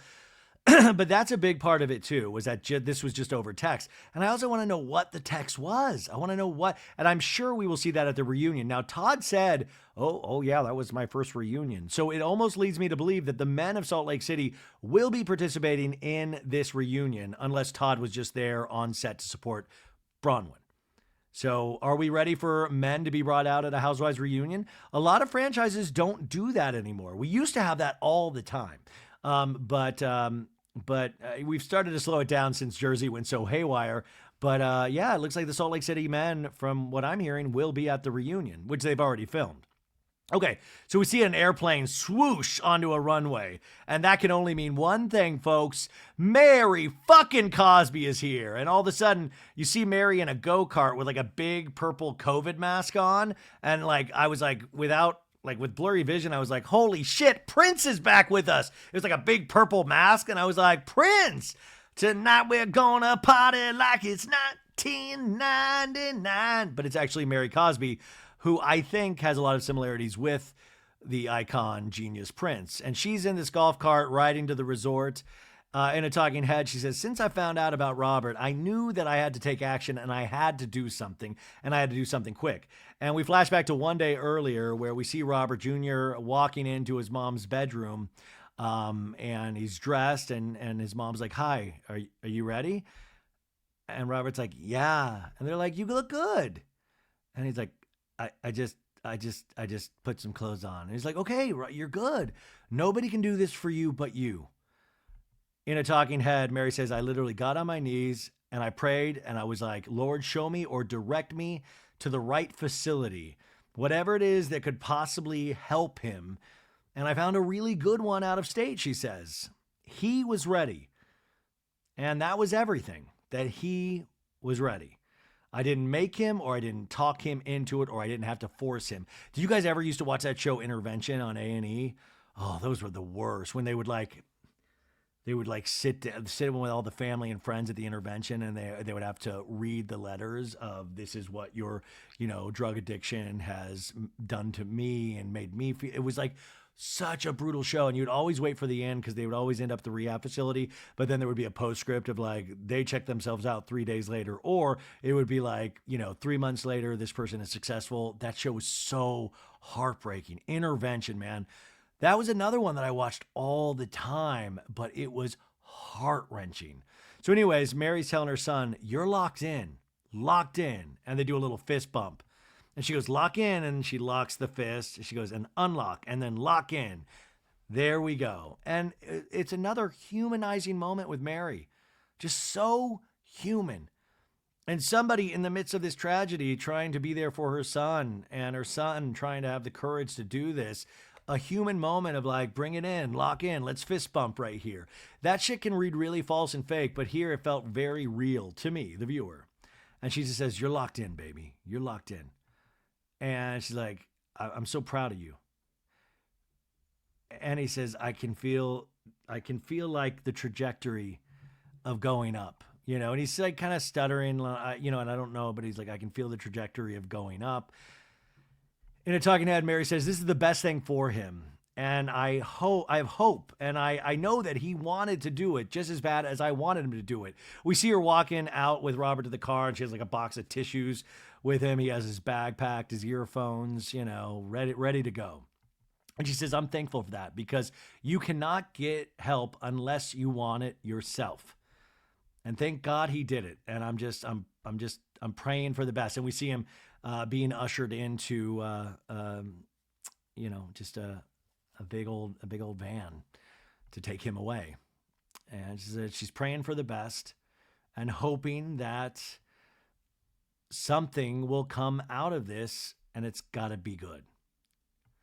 Now, a lot of people and a lot of you have messaged me about what's going on with Robert's dad, Robert Sr. Now, Mary Cosby has made reference to him on Watch What Happens Live and a couple of interviews saying Robert Sr., he had a little experimentation with drugs, and I think she mainly meant marijuana when he was younger, so he understood, but Mary's never done drugs.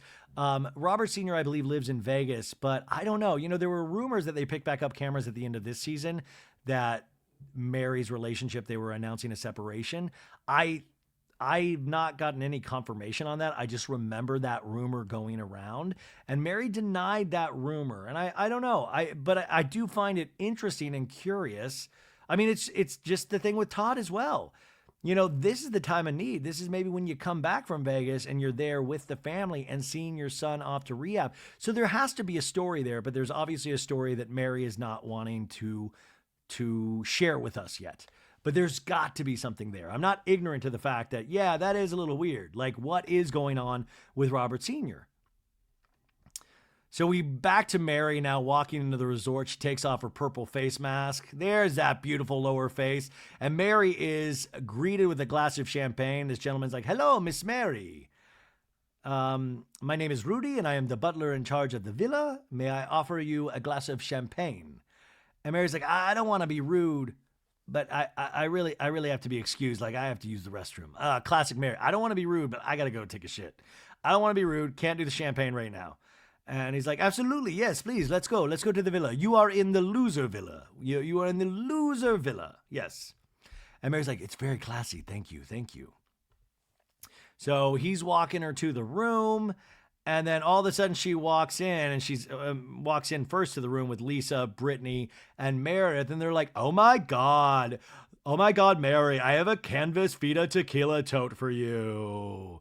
And Mary's like, how are you guys? This is nice. And Brittany's like, do you want to sit down? Do you want to sit with us and grab some food? And Mary's like, no, not yet.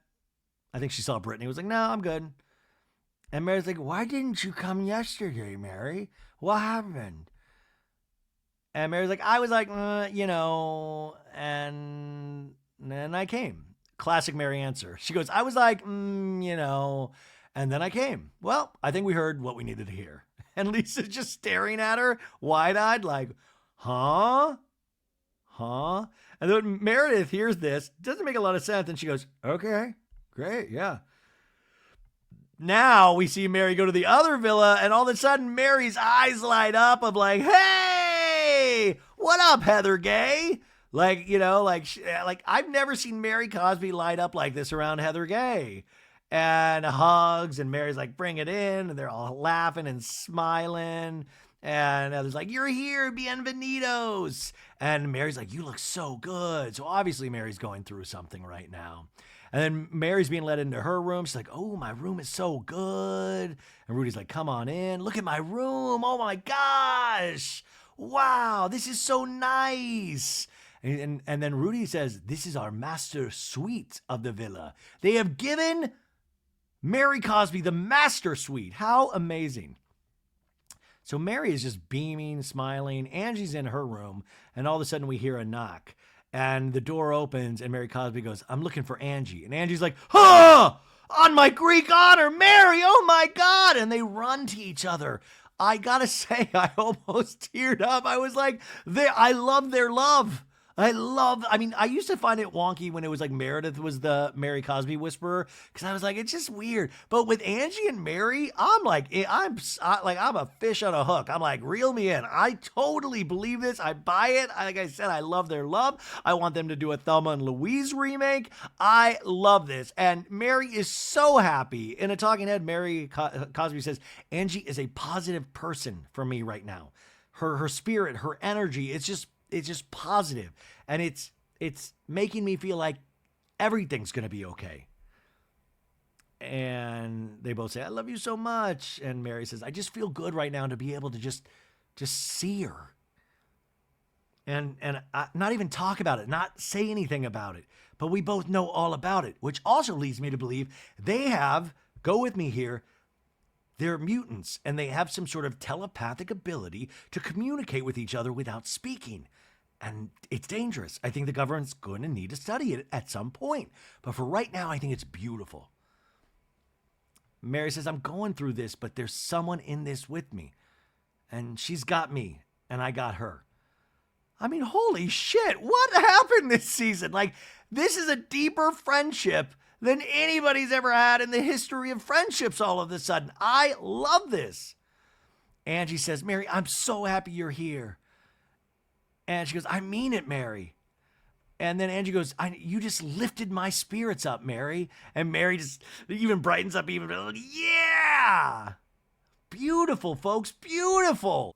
We come back from break and we do that, just a couple round robins of the ladies getting ready for the evening, and they're all coming out. They're all dressed beautifully. But Whitney's like, did I miss the memo for dinner? Was it a gown thing?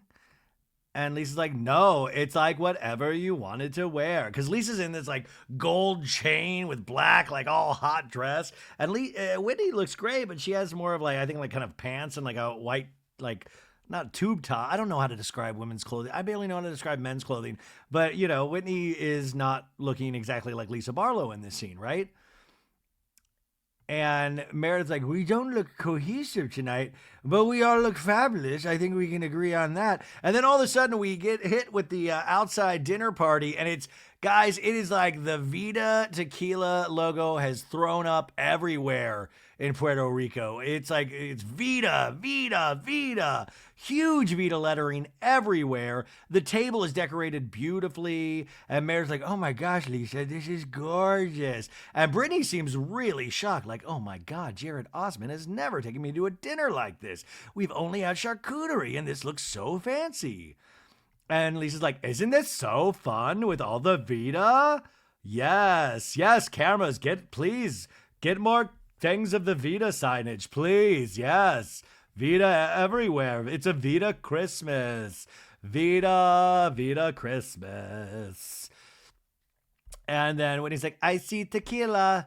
And Lisa in a talking head goes, tonight is all about our beautiful tequila, which is made in Arandas, which is in the highlands of Mexico, where the soil is rich and full of nutrients. And we see these photos of Lisa, I think with like a shovel or some kind of pickaxe or something, digging away at these nutrients. Like Lisa is I go into the fields and I procure all of the beautiful, rich, nutritious ingredients for the tequila. I want a whole documentary on Lisa working these fields. And the ladies are starting to sit down. Lisa keeps going, we grow the most beautiful, flavorful, fruitful piñas that make the best tequila in the world. And there's like Vida Tequila hoodies on the chairs. And it says Vita only. By the way, I said earlier I was willing to give out money for those passports. Whitney, if you're listening, I'm willing to give you 200 bones, American dollars, for that Vita hoodie. But I want you to sign it if that happens. Lisa goes, I mean, it is my trip, so of course we're going to celebrate my tequila, which is appropriately named Life, because it's our life. Yeah, I love Lisa Barlow. Of course it's named Vita, which is life. It is our life. And then Lisa goes, can we get a round of palomas? And they're like, yeah. A round of palomas. Let's do this, right? Everybody's seated at the table. Whitney goes, it feels less like I'm stepping into a dinner party and more like I'm stepping into a cheesy Vita tequila commercial. And then all of a sudden we see one of the TV test patterns and like syrupy instrumental commercial music like starts playing. And we see the Vita signs and we see Mary sipping her paloma and going wide-eyed and goes, ooh, this is good. By the way, Lisa's got to love this. And then like the lettering Vita splashes across the screen like a commercial. I mean, God, this is all fun and we're all laughing about it. But I'm telling you, this is top dollar marketing. Like Kyle Cook would jizz for this shit for Loverboy. Like we can joke all we want, but this is what's called branding and it works. But Whitney continues, but I don't even think they can afford to do commercials. Damn, Whitney, maybe in another season, but I don't even know where we're at with the Alibaba stuff and the Prism. I love Whitney's jewelry. I don't have any, but I love it. But like, maybe we should give that talking head to somebody else when you throw a shot at Lisa. Cause I mean, Lisa already hates Whitney. Anyway, so Lisa's like, cheers to Mary in Puerto Vallarta. Oh, sorry. I said Puerto Rico a second ago. Cheers to Mary in Puerto Vallarta. And Mary like holds her glass out to cheers like she's never cheersed before. She's like, is this how you do it? You cheers like this? Okay. Food is getting served and we have like a caprese salad. And everybody loves a good starter salad. And Mary's like, I hope I get that. That's what I want. But aren't we all getting the same thing? I was so confused during this scene. And so everybody is getting like plates, like a soup, it's all getting, everybody's getting their plates. Sorry, guys. I'm having trouble with my words today. I don't know what it is. I think it's just been a lot of stress this week, so I apologize. But all of this food is getting planted except for Mary's food. And Brittany's like, hey, can you see any salt and pepper everywhere? And then like cymbal clangs. I wonder if that was like those old like Pace Picante commercials, like, get a rope. Remember those commercials? Like it would be like, get a rope. But everybody's enjoying their food. But Mary's plate is still empty. And Mary's like, I don't know what's going on. Everybody's getting their food but me. And Lisa's like, what did you order? And Mary's like, I ordered the mozzarella and tomato. And then Lisa goes, oh, I love the caprese. I love the caprese. I say caprese. So I love the caprese. And then Mary goes, and then I ordered the pastrami soup. And even Meredith kind of looks up like, what? Pastrami soup? Bronwyn looks to the side. Whitney looks to the side. And Meredith takes some beat and she goes, did you say pastrami soup? And Mary just shakes her head. Yeah, pastrami soup. And Meredith goes, I've never heard of pastrami soup. And Lisa goes, wait, no, what is it? And Mary goes, that's why I was surprised. I've never heard of it. And Lisa's like, no, what is it? What is, oh my gosh, stroganoff? And then Whitney goes, I love stroganoff. What is going, I'm on acid right now. And then they're all going around the table. Minestrone? Oh, Mary's like, oh, minestrone. Yeah, minestrone. And Mary's like, oh, minestrone. Gotcha. And then Heather goes, I can think of 0 soups that contain pastrami. And I know a lot of soup. You got your chicken noodle, your bean with bacon, your cream of barley, your cream of mushroom, your chicken and rice, your chicken and stars. Yeah, I don't know. So listen, Heather's had a good episode, but I hate these little bits that she does in these talking heads. Bronwyn's talking head goes, I don't know who she asked pastrami soup for, but I don't think it's coming. I don't think that exists. Ha ha ha. But we can all fucking laugh till we're blue in the face, right, folks? But the more I think about it, I heard it once. I was like, interesting. Never heard about it. But you know what my mind didn't do? It didn't judge. Then I thought about it again. Still didn't judge. Thought about it again. And then I thought, that sounds good. I like pastrami. I like soup. Pastrami soup. Pastrami. Just think, I don't think it's not like, oh, mayonnaise soup, right? Like mayonnaise soup, I'd be like, did you say mayonnaise soup? Pastrami soup? Fuck yeah, let's go. Move over Harry Hamlin's Bolognese. Harry Hamlin's Bolognese, you can buy it on Amazon. I want Mary Cosby's pastrami soup. I'm thinking about it now. A beautiful big old bowl with some kind of brown liquid and like big hunks of pastrami and some vegetables and maybe, I don't know, maybe a little cabbage in there. I'm telling you, we can but I want a big heaping bowl of pastrami soup right now. Anyways, Mary gets her minestrone, which I think they should have given her pastrami soup. And Mary, has a bite. Everybody's got food now. We're good.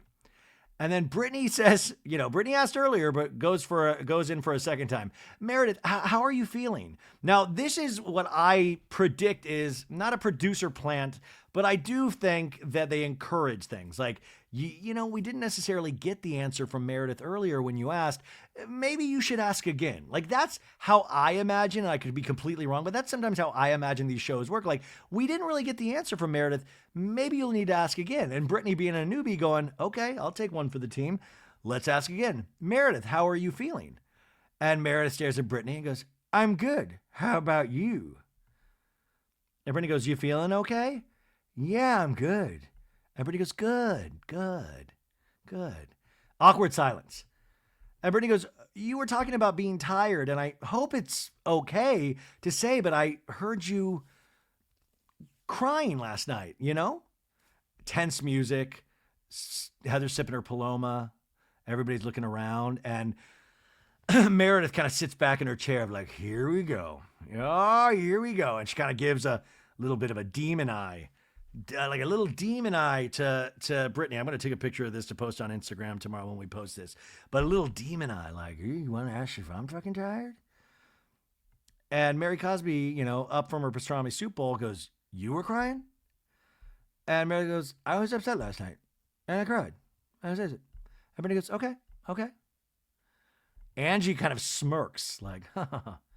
And Meredith goes, and I'm fine now, but thank you for asking.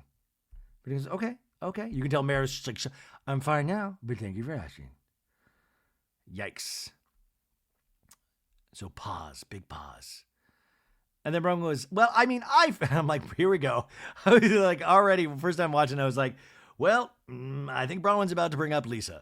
And Bronwyn's like, I mean, I feel, I don't know, if you want to talk about it, we don't need to talk about it, but I do feel awkward because it's wormed its way through all of the worms, it's wormed its way through all of the rooms. And I'm like, okay, this isn't about Lisa, it's about Meredith and the throw up show. So Bronwyn's like, well, it's, we've all heard about it. To me, I was getting glammed on that you were crying and throwing up, Meredith.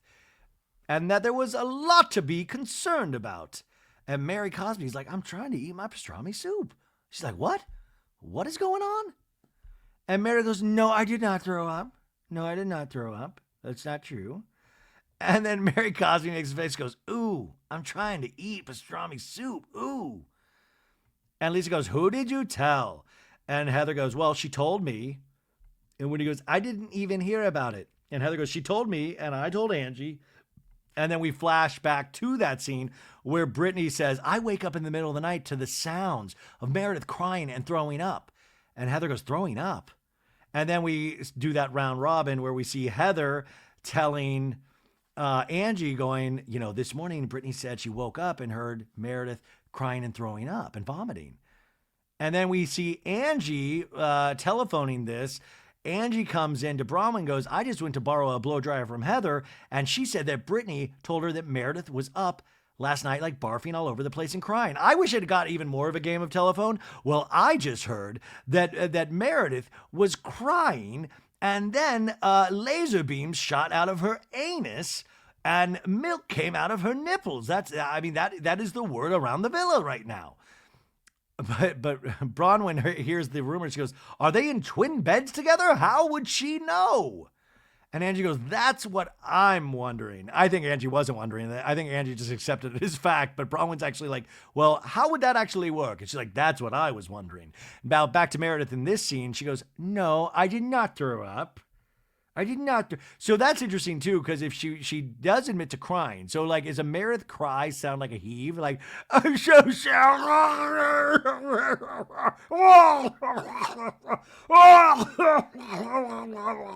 Like some people cry very intensely, you know. But Meredith, you know, Meredith gets intense when she says words like leave, like leave.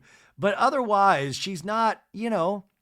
But I wonder if like she's one of those criers that like, you know, when you like cry so hard, I've said, you know, this, it's been a minute since I think it's been a minute since I've cried where I was like, you know, like you remember the first time you did that as a kid where you'd be like, I can't,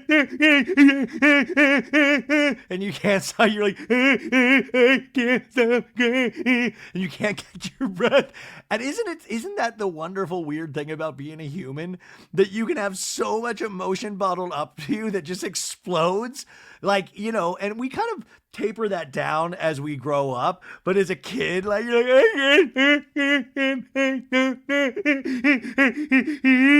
like snot's running out of your nose and stuff like that. Oh my God. And you're just like, that's what makes humans great. Like, can you imagine? We do that. We get to a place physically in our bodies. Anyways, she's like, I was not throwing up. And Mary Cosby goes, hey, can we stop saying that word when I eat? Like, come on. I finally get my food. Why are we talking about throwing up? Why are we talking about that? She goes, I need wine. I feel like my food is starting to look like throw up. Okay, so this is where the pastrami soup, let's not associate pastrami soup with throw up, even though we know it's minestrone. Mary goes, you cannot talk about throw up when you're trying to eat. Come on. Where's the manners? Meredith says, well, I'm glad that you all find it to be such an interesting subject of conversation. By the way, it is an interesting subject of conversation. If you are on a Housewives cast trip and you hear somebody sobbing / potentially throwing up, that is interesting. I hate to break it to Meredith. And Meredith, by the way, Meredith is interesting without the crying or the throwing up. So I'm not saying that. But Bronwyn says, well, I want to be just clear. I was telling you, Meredith. Oh, and I appreciate that because I don't want her talking about it. I love she throws it to Brittany. I won't want this Brittany to talk about it. Meredith says, well, I was just upset about the slut shaming from last night and I cried. So that's even wild. That's how deeply Meredith feels. I mean, for all us sluts out there, Meredith cries for us at night when we are shamed. When we have gotten randy and potentially done so much and go, well, I'm a slut, you know, and then we've been made fun of for it in the past. Saint Meredith protects us. She cries for us. She has cried for our sins. Not being a slut isn't a sin. I don't want to say that, but I love that she was like, well, I was very upset with the slut shaming and I sobbed so loudly that it sounded like throw up that Brittany heard it. So Brittany goes, okay. Whitney and a talking guy go, this is confusing. Meredith and Angie made up at dinner last night. So to hear that Meredith went back to her room and was crying over the slut shaming, like I had no idea that she's the advocate for the sluts of America.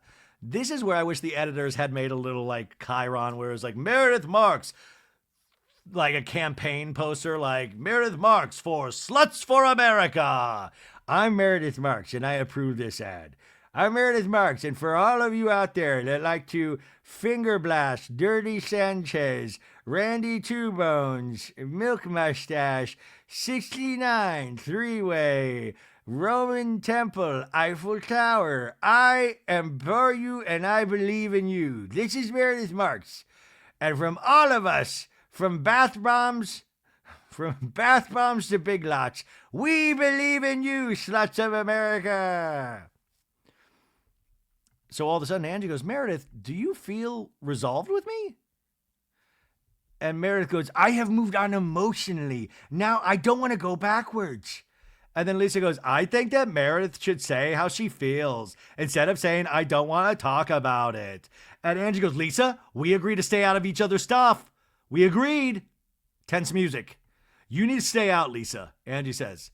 And then Lisa goes, oh, wait, don't tell me what to do and what not to do. This is my Vita branded party.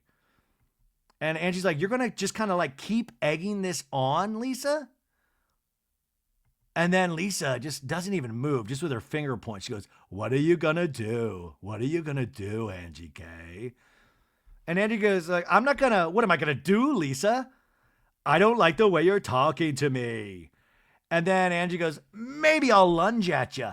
I don't know, maybe I'll take a little play from your book and lunge at you." Which, by the way, Angie has had some iconic kick back the chair moments this season, one at the Harley Davidson Museum. So, like, that is in the Angie playbook. So, but she says to Lisa, like, "Maybe I'll take a play out of your thing and lunge at you. Lunge at you." And then Angie goes, "Come on." And Mary sips her wine, trying not to think about vomit. We cut to commercial. Very, very intense for our last commercial break. So we're back from break, and Lisa cannot believe Angie is stepping up to her at her Vita party, right? And Angie's like, "Come on, Lisa, you keep getting in the middle." "I didn't get in the middle." And she's like, "You do, Lisa, you do. I was trying to help you fix things." "No, Lisa, you're not," Angie says. And then Lisa switches her glass to the other hand and goes, "Oh, do you feel like a badass right now?" And Angie's like, "I don't feel like a badass. I'm Greek. I'm always a badass." And Lisa's like, "Okay." And Angie goes, "How come when people talk to you, you think they're trying to have a problem or they're trying to be a badass? Like, are you the boss here so nobody can address you? I'm trying to be a badass by having a conversation." And Angie and Bronwyn, I like when Bronwyn purses her lips, or she'll do this thing where she like nods vehemently in agreement, like, "Yes, I am agreeing with everything," right? And Angie's like, "And you should try, Lisa, and find peace in the middle." And Lisa's like, "Oh my God." And she starts like tearing up. Like, "Oh my God. Oh my God." And then Meredith jumps in for Lisa and going, "She is telling you to make peace with me, Angie K." And Lisa goes, "You don't like that? I'm not agreeing with you." And Meredith's like, "That's your problem. That's your problem here." And Angie's like, "That's the problem. I'm not agreeing with you." And Lisa's like, "That's the problem. I'm not agreeing with you." They're all talking over each other. And Lisa's like, "I think you start things. And when people react to you, then you're like, 'Oh my God, I have a problem.' And you're the problem. And you miss the fact that you incited things." That word incited, it triggers me every time. No, I'm not going to do it. Whitney goes, "It's interesting when it's about your feelings, Lisa. You want us to all care, but if it's our feelings, nobody cares." And then Lisa goes, "Nobody gives a fuck about my feelings. You of all people don't give a fuck about my feelings." And Whitney goes, "I actually do." "No, you don't. You actually don't." And Whitney goes, "I did." Beautiful, beautiful repartee there. Tense music. Everybody's silent for a second, just looking around. And then Whitney goes, "Maybe look at that as that's how your friends feel, right? You get to be the dictator and pick and choose when things work for you." Whitney, you are 2 seconds away from getting that tote bag taken right back from you. And Lisa's like, "You know what I get to do? I get to protect my fucking self, and that's what I will always do, and I will protect the fields where this beautiful Vita tequila is made." And Whitney keeps trying to talk, but Lisa's just like steamrolling. And Lisa's like, "I get to be myself." And Whitney's like, "I thought we were like this." And she does like the double cross. "I thought we were like this. And the minute I stood up for myself, Lisa, you turned your back and left the friendship." And this whole time Lisa's talking, but I can't understand what she's saying. But then finally she's like, "No, that's not true, Whitney. You did some fucked up stuff to me, and you're lucky I even look at you." That's, by the way, I feel like anybody's lucky if Lisa Barlow looks at him. That's how much. I mean, like I always say, Lisa Barlow, one of my favorite housewives. Do I agree with her actions? A lot of the times, no, but I can still love her. That's called growth, folks. I think that's called, it's probably just called liking somebody. She's like, and Winnie's like, "Oh, wow." And she's like, "I can't believe I even talked to you after the things you've done to me. You're not a victim. You're a fucking lying bitch." I love how we've ramped up like the curse word. If I was like a 12-year-old watching this, which would be kind of probably weird, but I would be like, "Oh my God, fuck, fuck, fuck. Yeah, language. This is nice." It would be like, I would just be hoping for like some light nudity. Like when I was when you're 13 And back in the day, kids, they had this thing. Well, they still have Cinemax, but you'd call it Skinemax. So they'd play like light, like not hardcore, like new, but they'd show like nudity and stuff, and like they, late at night. And if you had one of the old cable boxes, it would like the patterns would be all squiggly and weird. I've talked about this before, but you would like sometimes be able to like you could tune it in to the point where you could almost like see a boob sometimes, but it would be like so distorted, like the boob, like half of the boob would be on the top right of the screen and the bottom left would be the other half of the boob, but you're like, I'm still seeing a boob. That's big time. I'm growing up. But also, yeah, they're ramping up the language. Everybody's just feeling free to call each other fucking bitches. And so Bronwyn's shaking her head, and when he's like, oh, wow. And then Lisa goes, you are. And when he goes, so are you. You are. And then Bronwyn goes, here's the thing. And then Lisa goes, everyone should stay out of this. And then Bronwyn's like, why do I get told what to do by Lisa fucking Barlow? And now this is like the trigger for Bronwyn with Lisa. She goes, why do I get told what to do by Lisa fucking Barlow all the time? You, Angie, don't tell you what to do. You tell me what to do all the time, Lisa. And Lisa goes, Bronwyn, I'll get to you next. Oh, shit. Bronwyn, take a number. I'll get to you next. And everyone's like, why do you say stuff like, I'll deal with you later, or I'm not going to hear from you? Because it's a constant nitpicker. It's always an issue. I'm trying to have a conversation with you, Lisa. And Lisa's like, we're friends, and there's always an issue. That's why Todd's on his iPad, and I'm like exhausted. It's not always an issue, it's the same issue, and I never get all the way done with it with you. And Lisa's just staring now, just staring at Bronwyn. Bronwyn staring back at Lisa. And all of a sudden Lisa's like, I'm like fucking sick of all this. Like, for real. It's like dish. I try to be a friend to you. I've been a good friend to you, Bronwyn. I have been a good friend to you. I'm telling you what's going on in my marriage, and I have not heard you say to me, I'm sorry, or I hear, or I hear you, or that's difficult. There's a shot of Mary looking completely confused because she wasn't there on the boat, and she's just like, wait, what? What's going on? This soup is getting cold, right? And Lisa goes, I did say that when I was sitting. I did. I said, this is so sad. I'm sad. I'm sorry. No, Lisa, honestly. I appreciate you liking my husband, but the way that you responded to what I was saying today made me, and not only me, believe that maybe A, you didn't believe me, or you don't really give a fuck, or that honestly you kind of stood up for Todd more than you did for me. So introduces that other people have been talking about it, and that potentially Lisa doesn't believe Bronwyn. And then Mary just goes, she's really hurt. Thank you, Mary Cosby, the reliable narrator this season. And then Angie goes, well, I think Bronwyn, like, you have been tough on the exterior. You've divulged more in this group than a lot of people have in years. Woo, Angie, sing it, sister. And Lisa, I just met her, and I know more about her marriage than I know about your entire life in like 1 hour. That says that to Lisa, I know more about Bronwyn's life in 1 hour than I know about your marriage the whole time I've known you. And then Lisa's like, what?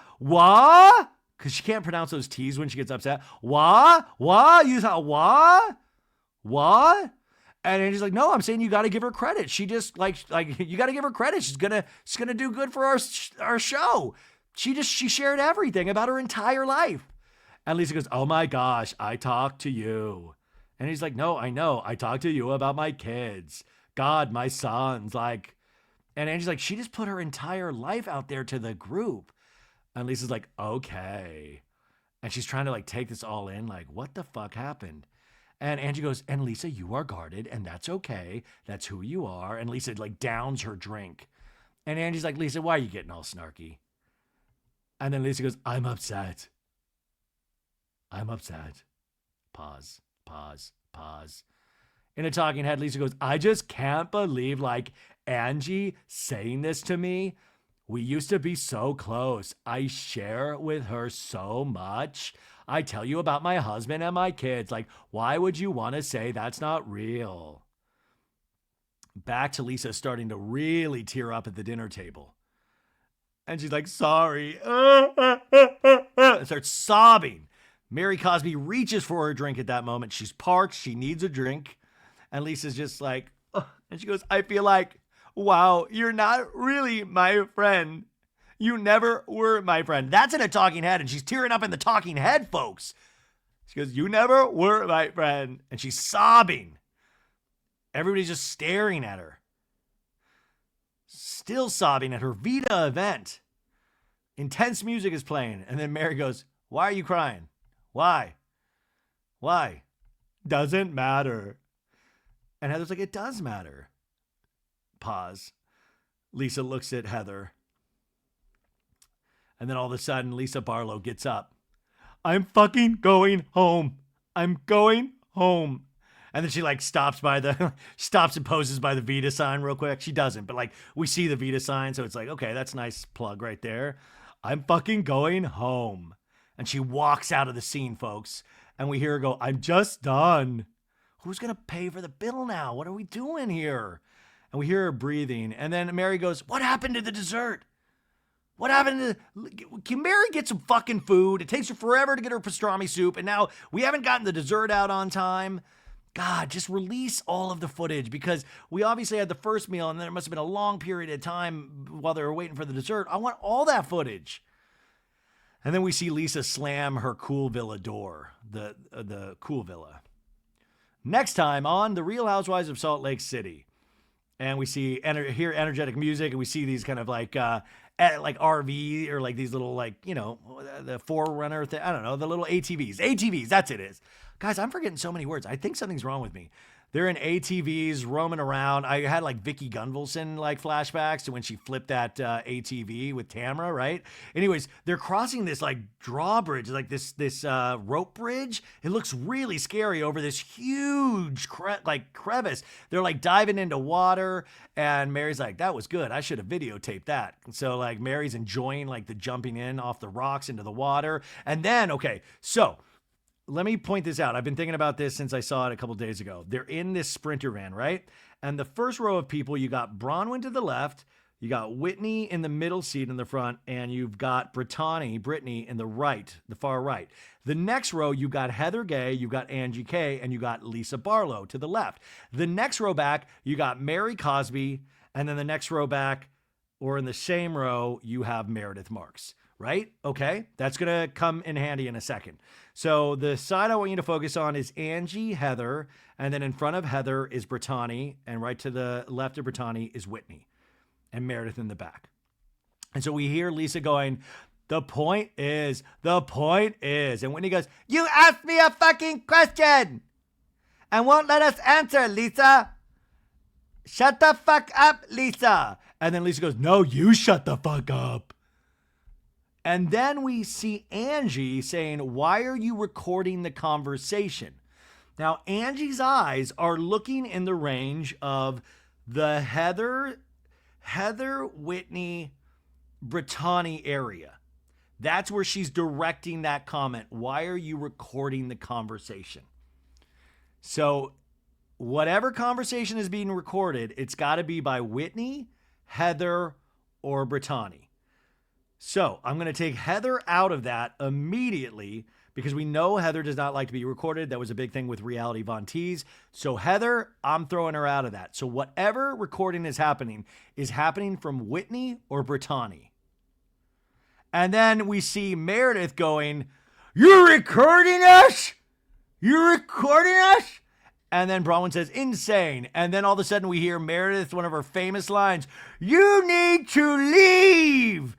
You need to leave. I've had enough of you. I love when Meredith yells leave. She loves to I don't know if she only yells, like she uses the word leave when she only yells.